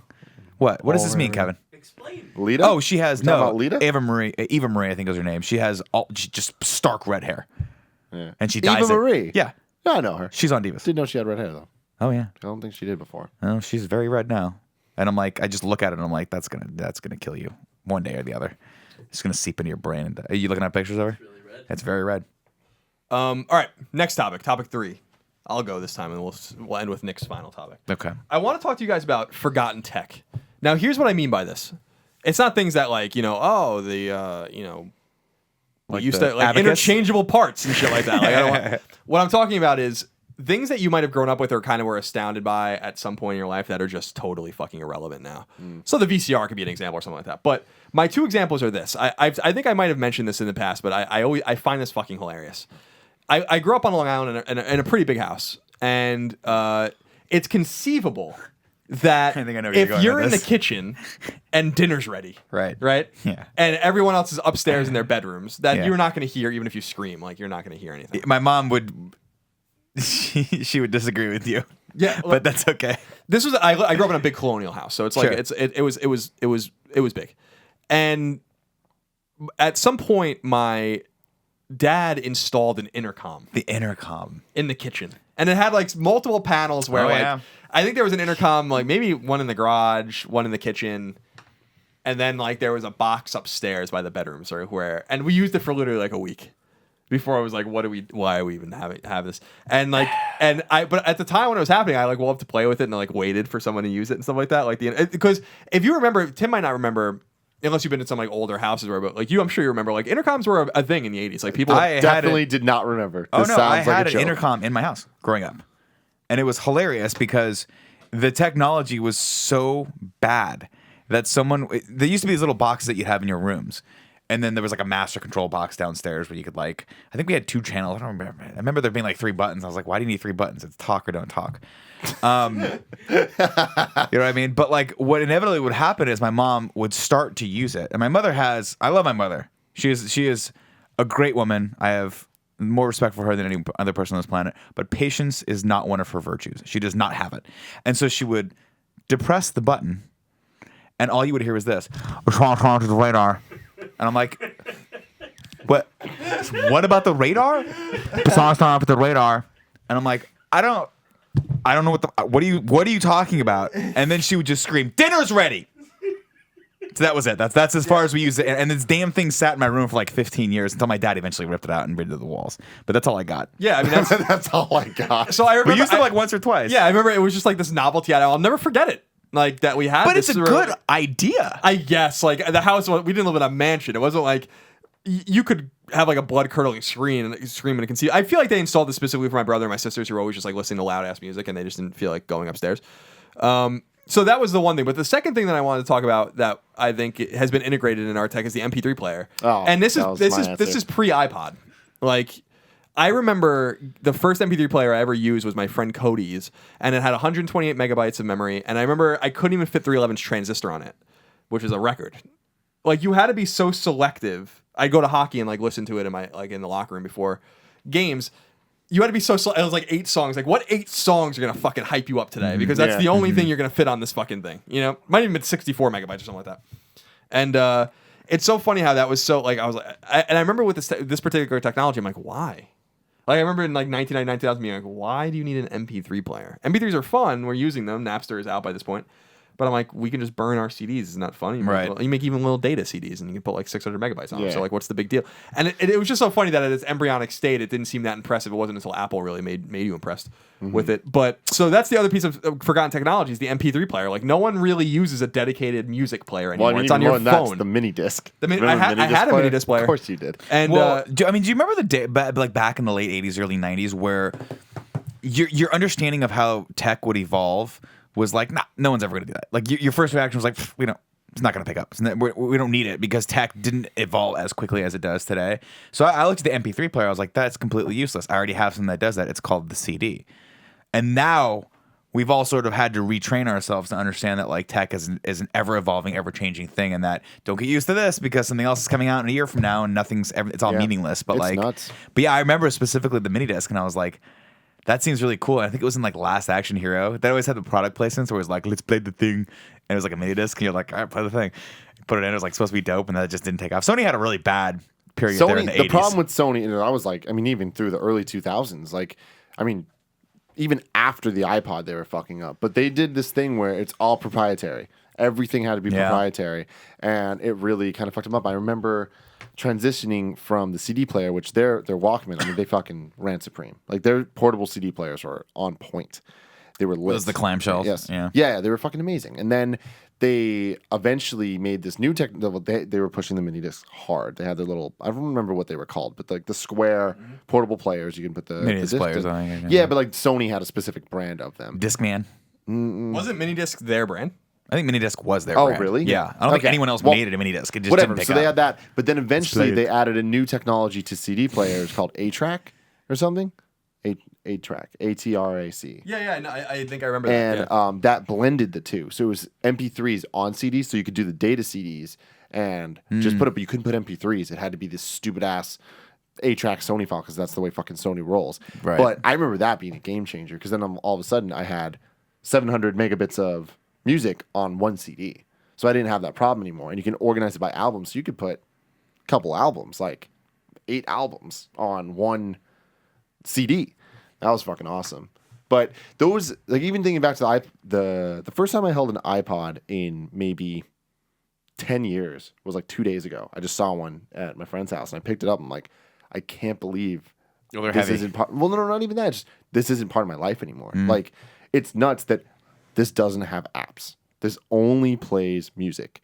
And when I had it, like back when I had my Nano or when I had my like the classic or whatever, I was just like, I'm never gonna not have this on me. You know, like I remember thinking that like this is part of me, of who I am. Like now I'll never leave my house without headphones in my like earphones in my pocket. Like, will there be a day that I don't do that? That I don't have those on me? Because now that like music is just a part of my phone, and like more and more it's just getting subjected to just like a smaller part of an app. Like there's not even a music app on iPhones anymore. Now it's Apple Music. Oh yeah, your music. It's a little folder in that. You know, that's crazy to me that that's how much it's changing. That it's like you don't even have access to your shit anymore. But going back to the CD players, man, like that, I'm so nostalgic about that because I feel I was the perfect age at the end of the perfected CD player Walkman, where going to school every day, holding it, it would break. You got to get a fucking rubber band because it wouldn't play unless you put it over it. Like all that shit. Everyone had one. They had the colored ones, and once they get the colored ones, that's when you know. That's when you know it's almost it's been perfected. Yeah, it's the epitome of it. The CD player in general was groundbreaking. I mean, that was a game changer because up until that point, you wasted, and Colin can attest. I'm sure you don't remember these, but when you were using cassettes, thousands of hours rewinding. And then you were like, oh, I want to just go to that one part in a song. And you weren't quite familiar with the album enough to figure out where the fuck that thing was. So you're just like, fast forward, wait, was it there? Shit, it's on the other side. And then you had to do the math in your head of like, wait, do I rewind or fast forward? Never again. The analog era, I'm glad it's dead. Because when the CD came out, you were like, oh, wait, I can just skip to the next track and fast forward and pause and do all these things. Oh my God. Yeah. Changed the game. Yeah, I remember getting my first portable CD player in like 96 or 97. That was in 96, I think. God damn. And it was before they had like the shock protection. Mm-hmm. So I was making Greg laugh the other day because I bought my CD player and White Town's Women in Technology on the same day. Do you remember? You know White Town? No, I don't. Do you? I'll show. Is that an album? You'll a musical absolutely group? White Town is the band. Women in Technology was that particular record. I'll show you. You absolutely know this song. I'm loading up While Spotify you're looking it now. up, I'm going to give a quick shout out to the pager. That was my the pager. Yeah, the pager was one of those things where I'm like, I'll never be without this. And then the cell phone came out like a little while later. Like I got a pager, and then like that was in high school, and then by freshman year of college, I think I had a cell phone, and it just killed the pager. I think I was too young for that because pager to me was always something that never made sense. Like, why would you use that? Like, why don't you just have the pager? I mean, everyone had a pager back then. I mean, I didn't. I never. I wasn't. I was a little too young for it. I remember my sisters and my brother's friends all had like pagers, and like they would. There was a pager. There was a whole pager culture. Do you remember it? Yeah. Oh yeah, dude. Absolutely. Like the way you type things on the pager and the messages you leave. Like it was like, a really weird. The color of the pager, the build of the pager. I mean, it was like a mini cell phone revolution. But you had I had a purple pager. It was dope. Well, I mean the flip phone. Like once cell phones got to the flip aspect, and you can change the actual covers of the phone, like not cases, but like flip out the different covers and faceplates and shit. Oh man, my T720. Oh, I think I had a Verizon flip phone, but I didn't. Work of art. The beautiful, the best flip phone I think was it the Crazer or the Razor? Well, the Motorola, Razor was the one that like that. Once it got there, that was kind of what we were saying earlier about like nailing the perfection of the flip phone. Yeah, but up until then, there was options. There wasn't just this or nothing. God, my wife had one of those up until about 5 years ago. I swear to God. Yeah. And it was like pristine. I'm like, this is like you just bought it yesterday. Yeah. All right, Give you it to ready? me. Give me a little bit of white noise. White Town. White Town. This is their single. You'll definitely know this one. Oh my God. Yeah. Oh yeah. Yeah, so I'm not gonna play anymore because we're gonna copyright strike. But that's yeah. So I remember I bought that record and my portable CD player, and I went to a hockey tournament that day. And I remember sitting because it didn't have the shock protection. I remember sitting in the back seat, like just holding it like this, being like, "Please don't move, please don't." Like holding it as still as possible. Then you go over a bump and it would be like, yeah, it's time to start all over. You probably know this. This is probably super obvious, but I was blown away because it sounds familiar. Do you know what that song samples? No, I don't. Really? I don't think so. Listen to it again. Real quick. I don't really want. Are we gonna get a copyright strike? No, through that will be fine. Is it Star Wars? Yeah. It's Imperial March. Wow. Oh, I didn't even notice that. Yeah. Yes, I knew something. I didn't know. I never even realized that. That's crazy. I was sorry I bought that album because it sucked. But that song's great. That's a great song. Yeah. Yeah. So those were kind of my examples of dead tech that I was astounded by because I remember getting my first iPod, even like you were saying. Like I remember getting my iPod and being like, "This is fucking awesome." I remember I got it for my birthday. Both my parents like combined money and got it for me, and I was like, "This is such I remember how heavy it was. So heavy. Mm-hmm. I remember being like, "This is great. This is fantastic. I can't believe." Like you were saying, I can't believe I just walked around listening to music all day. It was so novel. Walking into class like a couple minutes before it started and taking out your earbuds and realizing your music's just blaring out your fucking earbuds, and being like, "Oh, okay." I'm gonna go fuck. So yeah, I mean, those were kind of. It's just funny how a lot of these things have fused into this one machine. I mean, it's crazy too. Like we're getting into the real specific memories we have of this stuff, but like, and we've talked about this before. But the way you interact with music has changed so much. Like that, having to rewind the cassettes and stuff, because that was at the birth of me listening to music. Was the tail end of the cassettes, and also I was poor, so I didn't get a CD player until like the PS1 was my first CD player at all. And then portable, that wasn't until like way late, like probably 2001 or 2. Right. But having to rewind and stuff, you get intimately familiar with the music in a way that you don't when you just kind of like skipping.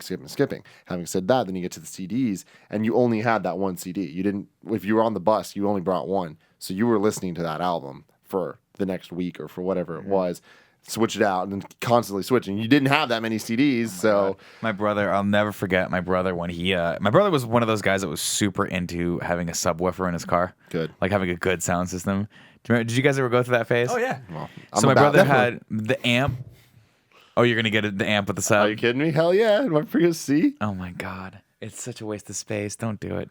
But my brother had this amazing like sub in the back of his car. It was like 2 subs. Fucking took up his entire trunk with like a blue amp. And like had everything wired in, and he used to have these. He used to remember when you drive was when you really needed a space saver for the CDs. You had to figure out some sort of system that would allow you to bring your entire CD collection into your car without getting stepped on, but it had to be malleable enough so that you could like fit it under there. So they had the big CD cases. Do you remember those? The binders. My brother had like 2 of them. They were like this big, and he had every Metallica album humanly possible, which was hilarious because I was like, "Why are you bumping Metallica with a subwoofer? You don't really need that." But he also liked some rap and stuff too. Mostly Metallica though. Come to think of it, it was really weird. But yeah, I mean that was hilarious because I had one of those. I still have it. It's in my garage, like underneath my apartment complex, and it's just collecting dust. And I think all the CDs are like stuck together because it was like that hard plastic. Oh yeah. Also, I used to masturbate all over them. Just seeing if Kevin's still paying attention. He's not. He was checking. What is you on Reddit again? What are you looking at the chive? Cool. But yeah, I mean that was the CDs for me were they were just amazing. I think the first CD I ever bought was Pearl Jam. Was the first Pearl Jam album. 10. Yeah, that's a the ones with the hands. They were like touching each other. Like it was like a 10-way high five. It was like it's so damn heavy. Here's the fucked up thing about the CD binders though, because this never happened to me, thank God. But I remember because I had a really robust CD collection at one point that was very good up to a certain point. You always knew people that got theirs stolen out of their car or whatever, and then it was over for them. Yeah. It was You got over. nothing. I mean, that's like Start over. That could be potentially thousands of dollars. Yeah. Or you and I'm loan like, your CD to "Jeez." someone and like you totally forgot you loaned. You're like, where the hell is my Chronic album? You have no idea where it went. You'll never see that again. Yeah. It's true. Man. I mean, that's one of the things. Like as far as a bygone technology or a forgotten tech is concerned, the concept of ownership, I think, is gone as well. Especially in regards to the digital medium and digital media, is that I just don't think. With the exception of games where you can download games still, but I'm with movies specifically in music, like I don't own anything anymore. I don't buy Blu-rays, which is funny to say because I like the quality of Blu-rays, but I don't need a shelf full of Blu-rays. I've got Netflix, I've got Spotify. I've let that part of me go that needs to own a physical piece of media. I don't think and I can. I'll never go back to it. It's never gonna happen.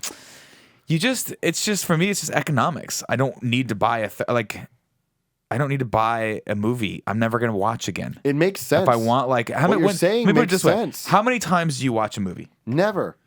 Even if you watch it, let's put it this way: even if you end up renting it 3 times, that's still probably less than the movie costs on Yeah. Blu-ray, right? But you don't get to look at it, and it's not all pretty. You don't, and that's for a lot of people the idea of collecting. And for you guys specifically, I know you guys like your games. You've got an amazing library out there, and you like to just go and be able Yeah, to but- pick and grab. Well, I hate collecting games now. Yeah. I'm all about digital. Same thing with music. I used to buy a lot of music, and I don't buy any music anymore. I don't buy fucking any I buy music. everything. I don't. I You know, don't need it. I mean, I'm doing what I'm doing is perfectly legal, but I use Spotify or I just use YouTube. Yeah, You know? It's like- yeah.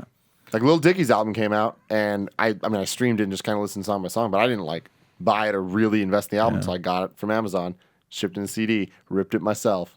Dope. See, going back to it, like what I was saying is, it's like you just interacted with the music in a different way. Yeah. Once we hit this digital era, it's so just on to the next thing, on to the next thing, on to the next thing. Yeah, Always. it's all That for consumable. me, at least this slows me down, and I have to It's rip amazing it, to me that, and I like- need to kind of like rename each file. So explain what you do, because I don't want people to get a misconception. You buy the CD. Yes. You rip the actual high quality audio tracks from Yes. the what are they, WAV files or AIFF files, whatever well, they are. it starts as just a lossless CD file. Right. Well, Does work. even that's a little. Well, that's It's the got thing a is level of compression on it, but Well, I don't use the not analog. iTunes or any of that shit. I use Well, something called EAC. I'm Easy sure you- audio converter. It's the okay. best. So you Best take of the that biz. and then you convert that to MP3s or to WAV files that you then load onto your phone. So not Wave. What I do is I like to make 3 versions because I'm a crazy person. But there's the FLAC file, which is essentially lossless. Sure. But that doesn't really play on devices. Why not? Just because it's too big at least Apple devices aren't made for it. There's apps for it, but that's a whole Right. other thing. Then I make an MP3, very high quality. You can change the quality Sure. there. And then I make a Apple lossless file, which is FLAC, but Apple's version, and it's like slightly compressed, but it's still way higher quality than any MP3 will be. That's what all my shit is. Yeah, I mean that's the thing that confuses me just in the sense that I have a great ear for music and I enjoy high quality music. I always tell people like wear good headphones, get a good speaker. Like I have a Bose speaker and it matters. But the compression only goes so far even when you're streaming music. Like the difference between like a lossless file that you're ripping and the high quality if you set your Spotify to high quality is not super You different. can set here's your my Spotify thing. to high quality. Yeah. I didn't know that. I'm the type of motherfucker that like Doing that right now. just knowing it is enough for me that I can't get it out of my head. And it's like the FedEx arrow, and I'm just like, you have that moment where you're like, well, fuck. Like, this sounds worse. I just know it does. But having said that, I'm like, you know what? I need to grow the fuck up and get over that. And now that Apple Music is something that I use to like stream and stuff because it's free right now. No shit. I'm on the automatic. Can I put it on extreme? You could. It's just going to use a lot of your. First of all, the songs might buffer before you play them, and it's going to use more of your data. Oh shit, I'm going high. That's crazy. But recently I've been in my car doing this, like for the first time actually streaming music. So like I was saying, Lil Dicky, I was streaming Yeah, his whatever. shit. Put it back on And the automatic. difference between streaming it in high quality and then when I bought the album and did it, and like I did a test, and I'm like, it's a big difference. Like especially in my car where I'm like the bass is just richer. Yeah, it's but deeper. think about this though. I mean, you can just put it in terms of mathematics. When you ripped a CD, wasn't it like 100 and You could set 128, but you could set it to anything. It could be lower than that. no? But how much can CDs hold? 700 MB. 700 megabytes. Well, right? as data. Of data. As audio, it can only hold like 70 minutes. Yeah. Yeah, but that converts to roughly 700, depending on how many tracks, and you'd have to compress it a little bit more. But like, say an average album has like 12 to 13 tracks on it, roughly. So each song is, we'll see, Say 5 minutes. 700. I'm just trying to figure out how much each song was. It was in the tens of 20s of megabytes per song, right? If you rip it off, like when you rip a track, how big is that track? Well, I mean, it gets complicated because you can't just rip the CD.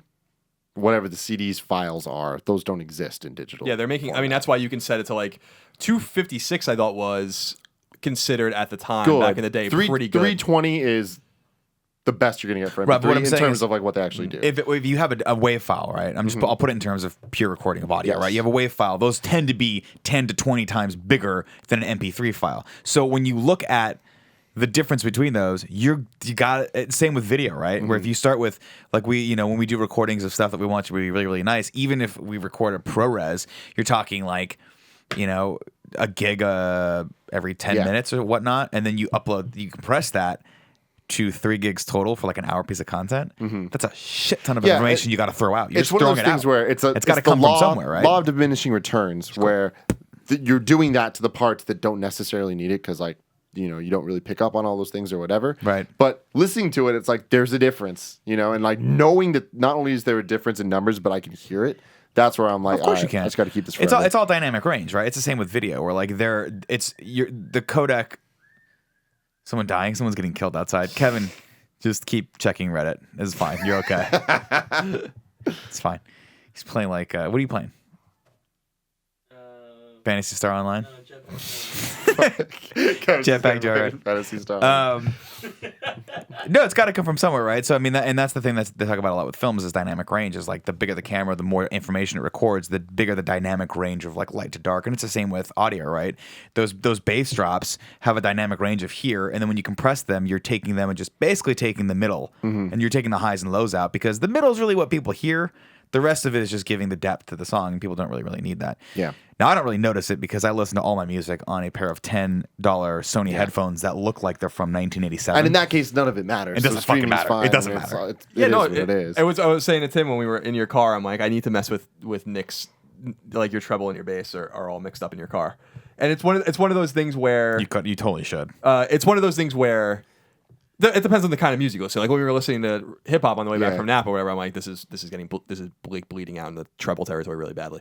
But again, it sounds probably fine if you're listening to talk radio or like smoother music, right?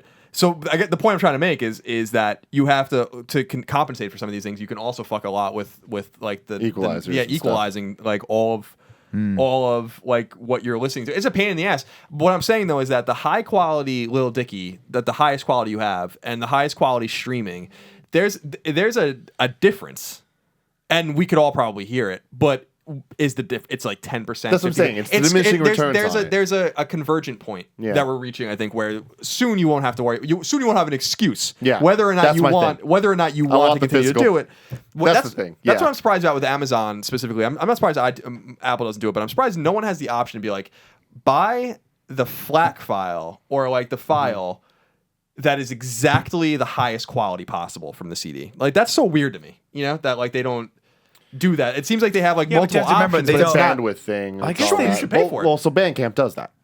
You know, right, but Like, they're that's not the- real. That's not really a store. Like as But I mean, in I'm terms concerned. of for music, that is why Bandcamp does that. Is that what differentiates them from everybody else? And the thing there is like it's really a bandwidth thing where the size difference is ridiculous. Yeah, it's So ridiculous. if people No, it's were to huge. do that, it would be just simply not worth it for them. I'm talking like, I mean, the average song, 2-3 megabytes versus 50 or 20 megabytes Yes. per song, depending on what you want. Yeah. So it's a pretty big deal considering it's not like movies where you're like, oh, I'm just going to download a couple movies for a plane ride. I mean, if you're going to download 200 or 300 songs and have them at your disposal, you're talking a huge difference in bandwidth and or storage. Yeah. So it's true. I mean, for me, I've never been into audio quality. I just never have. Yeah. You know, coming from marching band.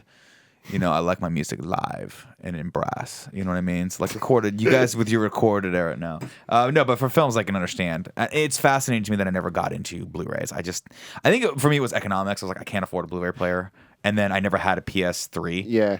I mean, So I think I a big never thing had there Blu-rays. too is what we're talking about, where you know, back in the early 90s, you guys were like, oh, I don't trust technology and, you know, I don't believe this is going to catch on. Now it's different where it's like, we know things are going to change every 5 seconds. So it's like, why invest in a Blu-ray collection unless you're fucking crazy and stupid, you know? Part of you maybe wants to hold on to the easier days, you know? Maybe there's a part of you that's just like, this is all too fast. I need to have something. I mean, I think that's why collectors collect is that, you know, they want to hold on to that little bit of history that slows the world down a little bit. And especially in this day and age, I think it's incredibly important to have that part of you. But you'll one day get married and that all that stuff will start to go away because your wife will just go like this. Do we need all those Harry Potter books? And I'm like, well, you know, I waited in line till, you know, at midnight to get that 7th book. And like, you know, I ran back so no one would spoil the ending for me. She's like, do we need them? Do we? I like how you say that as if you had to run away from the bookstore because someone was going to spoil People- the book that people they just did- bought. people did No, that, dude. I know. Hey, so and so. I'm like, Joe, about to get fucking shot, homie. Trying to spoil Harry Potter for me, son. This has been 10 years in the making. Before we move on from this topic, the last thing I want to say, because you brought up the whole walking into class and your shit blaring hell loud. I'll never forget like doing the star tests and all that. Did you guys do star tests? Is that a thing? Like there's the multiple choice Scholastic, tests. like bullshit, all whatever that crap the you stuff had to do. was. Yeah, sure. So we would do that, and then you could. It was one of those things where it's like if you finish early, you can sit there quietly. You can't leave the room. You can't do anything. So you're there for like fucking 5 hours, just not doing shit. Sure. So I'm like listening to music, but the progression of devices totally changed how you listen to music because you can't be sitting there on your CD player clicking the next track, volume. You know what I mean? Mm-hmm. If it had the volume slider, you're fucking golden. Yeah. But if you had to clickety clack to fucking make that shit go up and down, you just gotta kind of have to write it out at whatever volume because people start doing the look back at you, and the teacher starts giving you the finger and shit. But then the iPod happened, and it was the same thing where the scroll. Why can't I say Scroll that word? wheel. Scroll wheel. Yeah. You just kind of go through all the stuff if you turn off that fucking clicking noise, and you'd be fine. But then it'd be the next track That deep, That heavy deep-ass depression. fucking Man, click. that thing was heavy, dude. Yeah. My wife used she had an original iPad. She called it the iPod. Bert the iPod. I don't know what it was called. That one of her ex dipshit boyfriends bought it for her. I was like, let's call it Bert. And I was like, fucking strangle you. It just reminds me of my wife having sex with other guys, and sometimes it's hot, sometimes it's not. Anyway, there was that deep, like it was a thick device, was a man. real thick It had some fucking girth click. to it. It had some feeling, the tactility of Yeah. it. You would push it in, and your finger wouldn't come back for like a 2 or 3 milliseconds. It was intense, man. Yeah, but so then I remember when the iPod Build a Touch house out of that happened thing. because I didn't have an iPhone like the first gen, but the iPod Touch solved everything. You in here? I mean, there's the one click of the home screen. Besides that, you could just do whatever you wanted. And oh, God bless senior year of high school. That was a good time. God, senior year of high school. I had a pager in senior year of high school. Pager. It's a good you're old. topic. All right. Good topic, Colin. Topic number 4. We go back to Nick for the final topic. And Colin, this is a topic that's right up your alley, to use a sports metaphor. Or maybe it's not a sports metaphor, depending on this topic. What makes a sport a sport? Is bowling a sport? That might be my favorite topic in show of all time. That was the first. I'm so upset that Greg wasn't here to see the first time ever that one of Nick's fucking, falling forwards things worked. It actually it went down real fast, But you got and it. then got it right back up. Oh, that was so up. good. This is something that we've talked about pretty On Gamescast. on Gamescast and on Colin and Greg Live about specifically in relation to esports and how I Right. just hate that term. I hate it. It's not to disparage again the people that play those things or do that. I just hate that it's esports. I just don't like that. It's competitive gaming. That's great. It's hard. It takes skill. Congratulations if you do it. I'm happy for you. I have no problem with that. A lot of people look at the definition of sports, and I don't even want to look at it because that's not really what we're talking about. Like what the definition of sports. Of course, chess is considered a sport by the Olympic Committee, for instance. By the way, at the end of this, I just want to rattle off as many sports as I can think of. It'll probably only be 3, and I want you to tell me whether or not they're sports. Okay. At the end. That's fine. So to me, and I don't know if you guys agree. Like I just think that the term sport is used too loosely. I think that there are certain prerequisites for sports, and if something's not considered a sport, it's not at all an insult to that activity. It just means that it's not a sport, And I just think sometimes in this day and age, it's like, well, I'm sorry, I knocked your knee there. I think sometimes like the word literally is a good example, right? Yeah. Literally means something, and it was used wrong for so long. Now that the dictionary reflects the totally wrong usage of the word. Now literally doesn't mean literal anymore. It doesn't. Yeah. Like they had changed that, and that really bothers me. So I want to get back to a point where words mean something, and to me, sport needs to be recalibrated in order to reflect the realities of what I think a sport is, which is it's a competition. Mm-hmm. There's a winner and a loser. Mm-hmm. So that's obviously something that exists in esports. That's something that exists in anything. Bowling, you were talking about before. Right. But then it's something that I think has to be athletic. And this is where things This is where we get murky. This is where things get murky, because this is the example I'll use. Do I think bowling is a sport? No. I don't. But there's an amount of athleticism and coordination required to be a top bowler. There's no doubt about that. Bowling is tough. People that are good at bowling. First of all, I love the bowl. It's a great thing. I like the activity I consider it. We should go bowling one of these days. We absolutely should. I love the bowl. I love the bowl. Kind of funny bowling day. The last bowling. time I went bowling was with Craig Barradon. It was like a long time ago. It was a lot of fun. This is the thing I'll say about that, right? Because everyone's like, well, it takes it certainly takes coordination, the way your wrist moves, your approach, the ball you're using, the way the lanes wax. There's a lot of different kinds of things permutations. Mm-hmm. I'll say that to that though. A chef that could can cut an onion really quickly is using dexterity and skill and hand motions and all sorts of things too. Is cooking a sport? It can be if you make it competitive, like Top Chef. Sure. Or Iron Chef. Sure, but that's where it's a competition. You understand what I'm saying? Like, it can't be based just on a dexterous movement or just on a physical skill, Because a chef isn't an athlete, and neither is a bowler, Right. That's not to say, like, bowling's not worth doing. It's not to say that if you're a bowl, if you bowl and you're good at it, more power to you, That's great. It's in other words, again, it's to say, like, what does the word mean? So competitive dancer. Dancing. Yeah, I would have to say that. Dancing probably is a sport. But see, that's the one I think that people don't ever call a sport. Like when you think you think you can dance or celebrity dance off or what's the other one? You're just saying things now. I'm just talking Dance-orama. about America's Next Best Dance Crew. Yeah.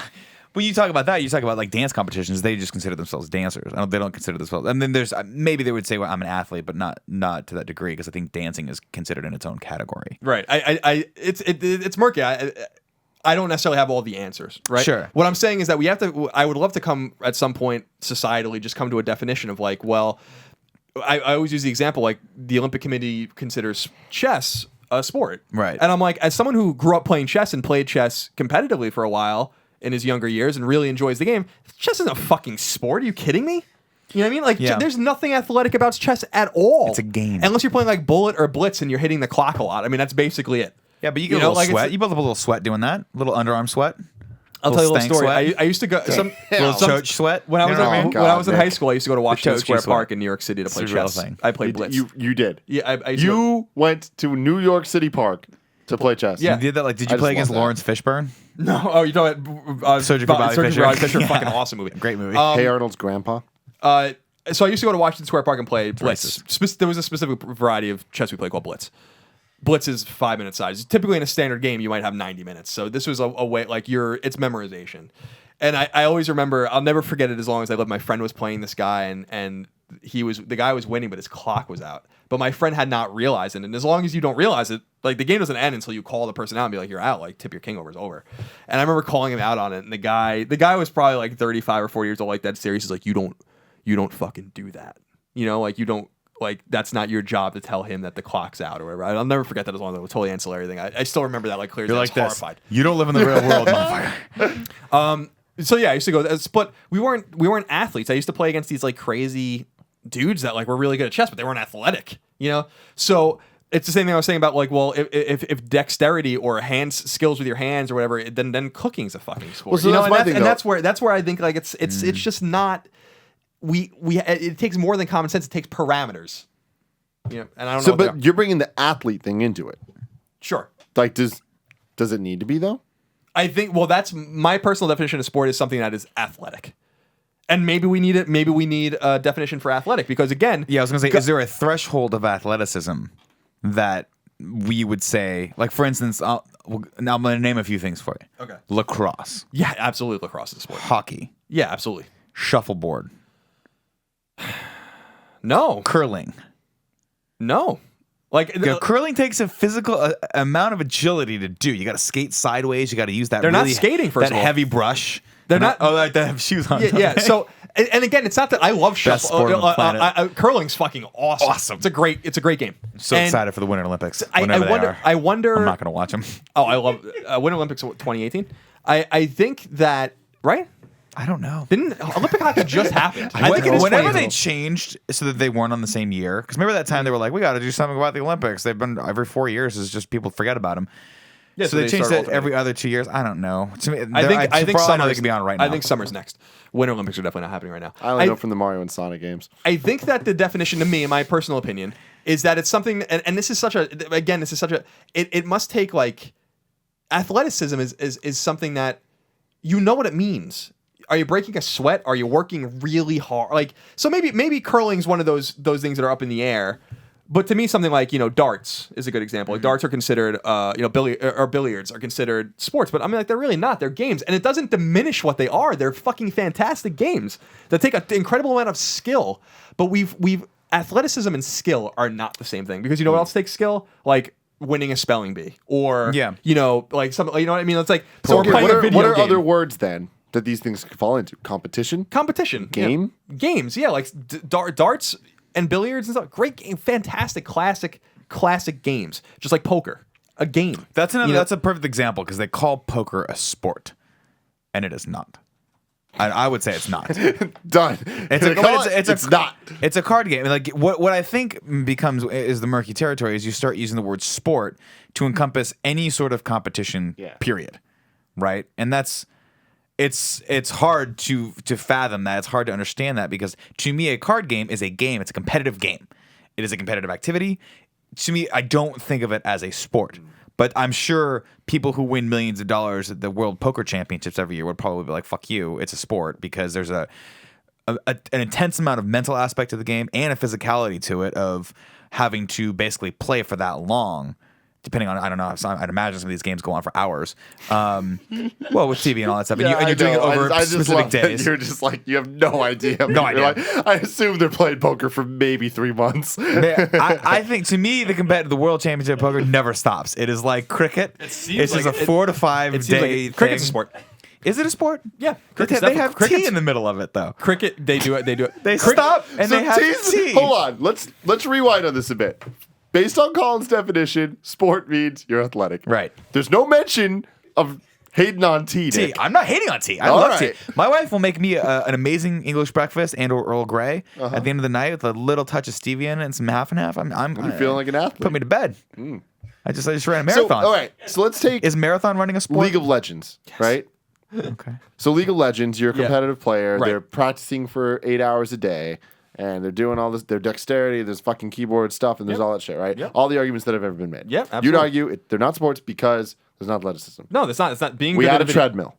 Then yes, then it's probably a sport. Okay. No, I think, and again, As long as you have to develop your quads, I think it's a sport.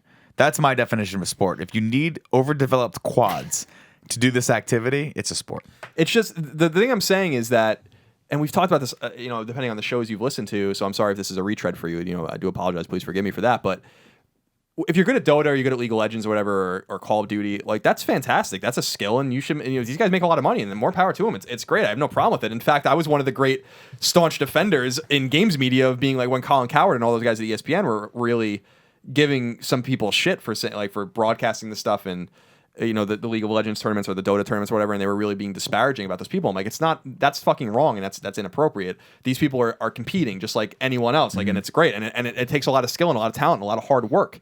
But a lot of things take a lot of hard work. You can't, judge something just based on like, look how quickly their fingers move, or look at I'm like, that's not really the dexterity we're talking about when it comes to sports. Yeah. A sport is putting on a pair of skates and grabbing a stick and a rubber, disc and fucking putting it in a net, and having a bunch of other people try to kill you while you do it. That's a sport. And an example of what I think is a sport, as opposed to something like golf, which is a great game. I'm fucking awful at golf.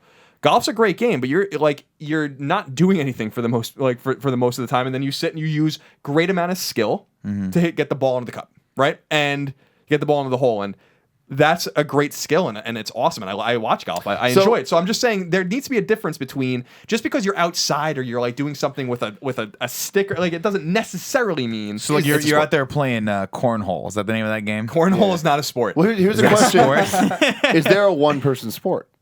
Because it sounds like you're saying Sure. golf and bowling and all this stuff. Tennis, I think would probably be a sport. But again, Gotcha. Like tennis. But is there a one-person sport? Oh, you mean like golf? Like golf, you just play. You're still playing against other people. I guess you are playing against other Yeah, people. I mean, golf's a no, but I competitive mean thing. like a more like asymmetrical thing. Gymnastics. Like when you're at the Olympics or whatever, I think that's absolutely You're a still sport. competing against No, other but here's the people. thing: is that a sport or are they just athletes? I Are they think just gymnastics athletes is playing a game? Well, like the horse, like isn't that the horse or whatever? defense. Is probably a type of sport. The rings and all. I mean, those guys are crazy athletic. That's the next level between what I'm differentiating between. I still think cooking's such a great example, and like just being really proficient in the kitchen. That's a great skill, being able to chop and dice and cut and figure all those things out. It takes a lot of dexterity, a lot of memory, a lot of a lot of computations having your exactly. But I'm like, that's not a sport. And so like, how is it any different than some of these other things we're talking about? Again, it's just about having definitions. It's not about saying that this thing's better than this and therefore this thing's a sport and this isn't. Because again, chess is a great example. I fucking love chess more than anything, like in terms of games, right? Like in terms of video games or anything. Like I love chess. But the Olympic Committee calling it a sport is fucking insane. You know, it is not. It takes not 1 ounce of athleticism, you know, to play, and not even dexterity. Even if you move really glacially, as long as you're playing the game adequately and with standard timing, it's not going to really matter. I love the term glacially. Glacial movement. You're moving at the pace and speed of a glacier. All right. You know, so I you know, what is a sport? I think this answer is this is a question that's different for everybody. And I don't think there's a right or wrong answer. It really just comes back to me when we were talking about exclusivity and all these kinds of things. Sure. These words must mean something. And Arts, they just don't. love, But see, I feel like that's the sports. problem is when you know, in order to sort of be open-minded, I feel like that kind of goes kind of hand in hand with being a little bit on the PC side, being like, oh, I'm open to the idea of esports being sports. Let's call everything a sport because we can't. If we define one as a sport, not the other, then we're being discriminatory, right? And so with esports, I would actually argue that maybe it is more of a sport than something like chess because it does take a certain amount of dexterity and there's a lot of computations happening in your brain at the same time. You're managing a lot more aspects of it, and some of them are team sports as well. So there's that level of coordination that comes into it. Like when you have a team and they're working together toward a competitive goal. Sure, it's a game, but you know, if the only thing missing from that is the physicality of it, then it's hard not to argue that it's a sport. Whereas chess, you know, I don't even know how chess works, truth be told. I don't even think it's real. Up until you just said it, I didn't think it was a real game. Oh, that's interesting. Chess is. You don't know how to play? No, I know how to play chess. I'm terrible at it, though. I'm terrible at anything that has to do with strategy. That's why I can never beat XCOM. Fucking love that game, but I got to a certain point, I was like, I can't do it. You know, I couldn't. That's why it's hilarious that like you track back through the ages of me being alive, and I do mean ages. And I'm like, I never played WoW, and everyone's like, why didn't you ever play WoW? WoW's awesome. And I'm like, because I could never succeed at World of Warcraft.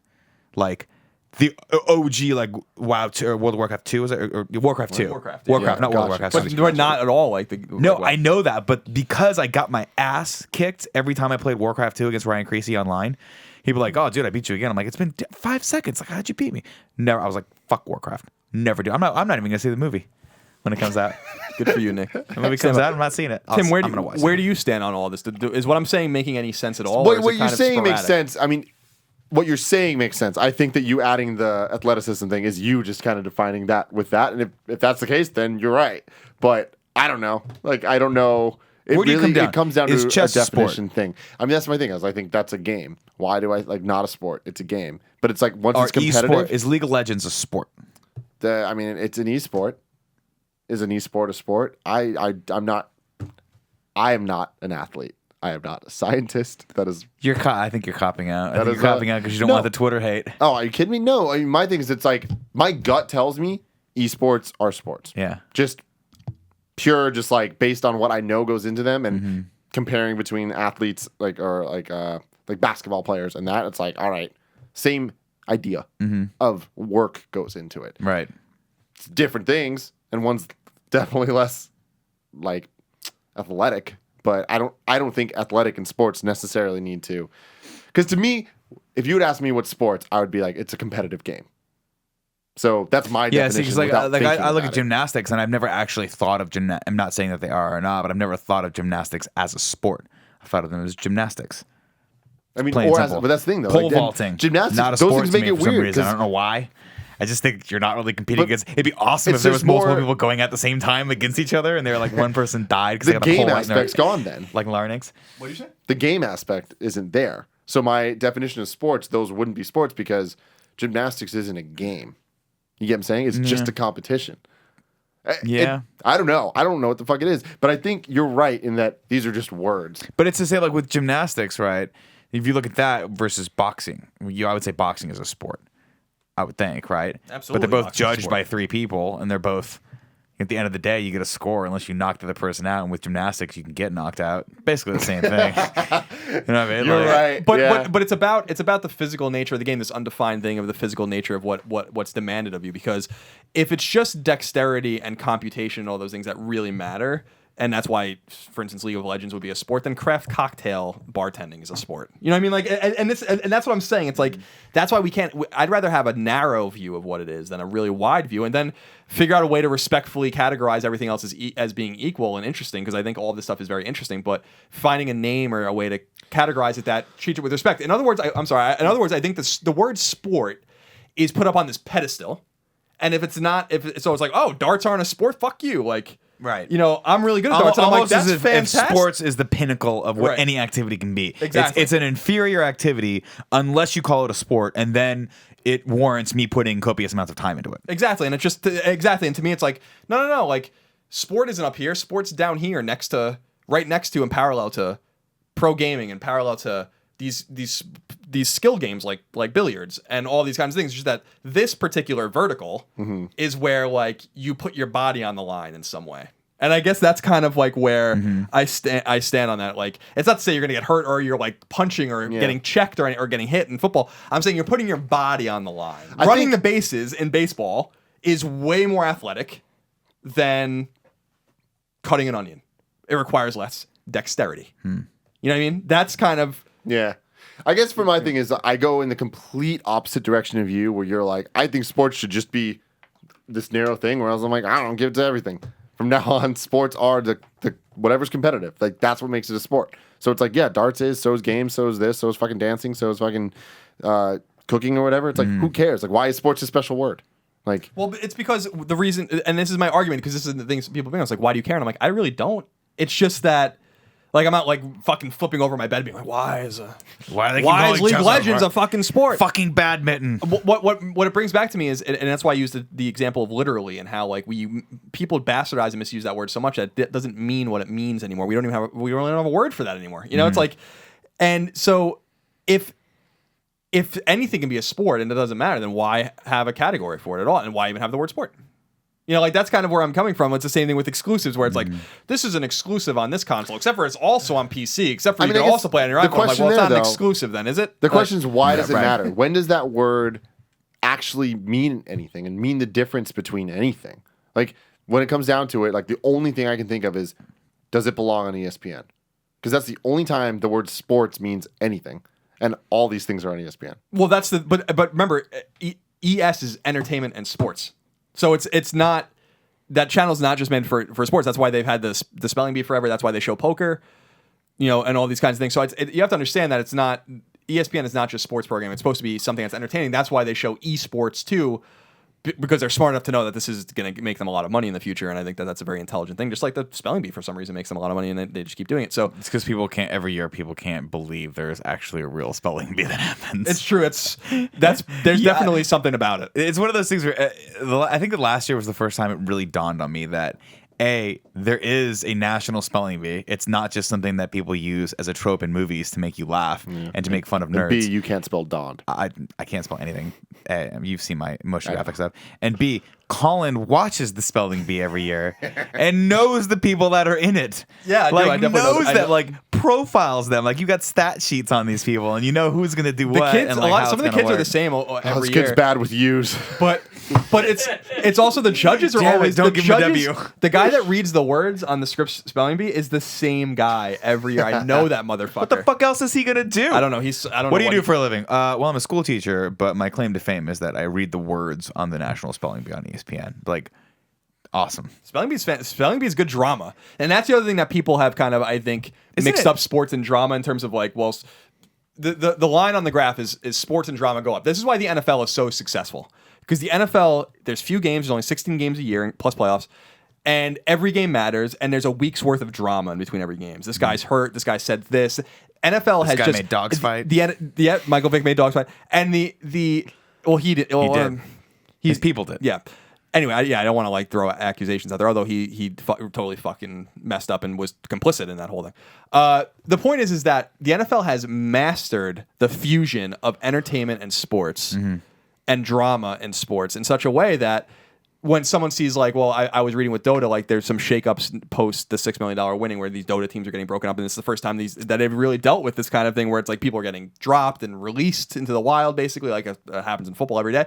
And I'm like, yeah, but let's not conflate also drama and entertainment with sport either. All of these things mean different things, and you can fuse these words together into getting specific permutations that give you something like the NFL, which is so unique compared to all the other sports leagues and is so powerful and awesome. I mean, and the NFL is just awesome, but it doesn't necessarily mean that just because you have drama with an activity means that it's a sport either. So I guess that's what I'm saying. It's like with these words just need to mean something. That's all. Do you think that's all I want? Is just words that otherwise why the fuck do we talk? That's true. Isn't it as a kind of non sequitur? Well, kind of is.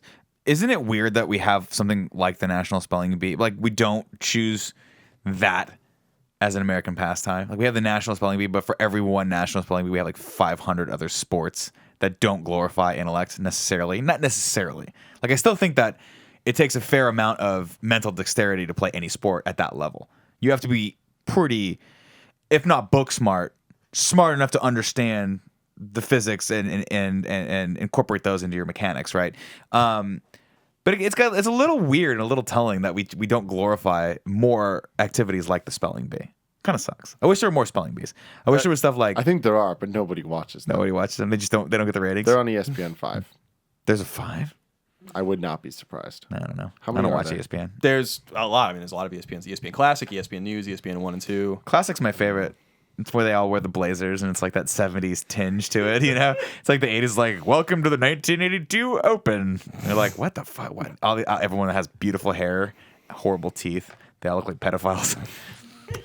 And on that note, we'll end this episode of the Game Over Greggy Show. Thank you for joining us today. Episode 90 is episode 90 of the Game Over Greggy Show. This table, of which I'm not going to talk too much about. Remember, remember that you can find us on YouTube for free if you have patience. Otherwise, you can support us at patreon.com/kindoffunny in order to get things early, whether it's the video or the audio or both. We appreciate you very much. Greg will be back to do a more orderly Game Over Greggy show, I assume, next week.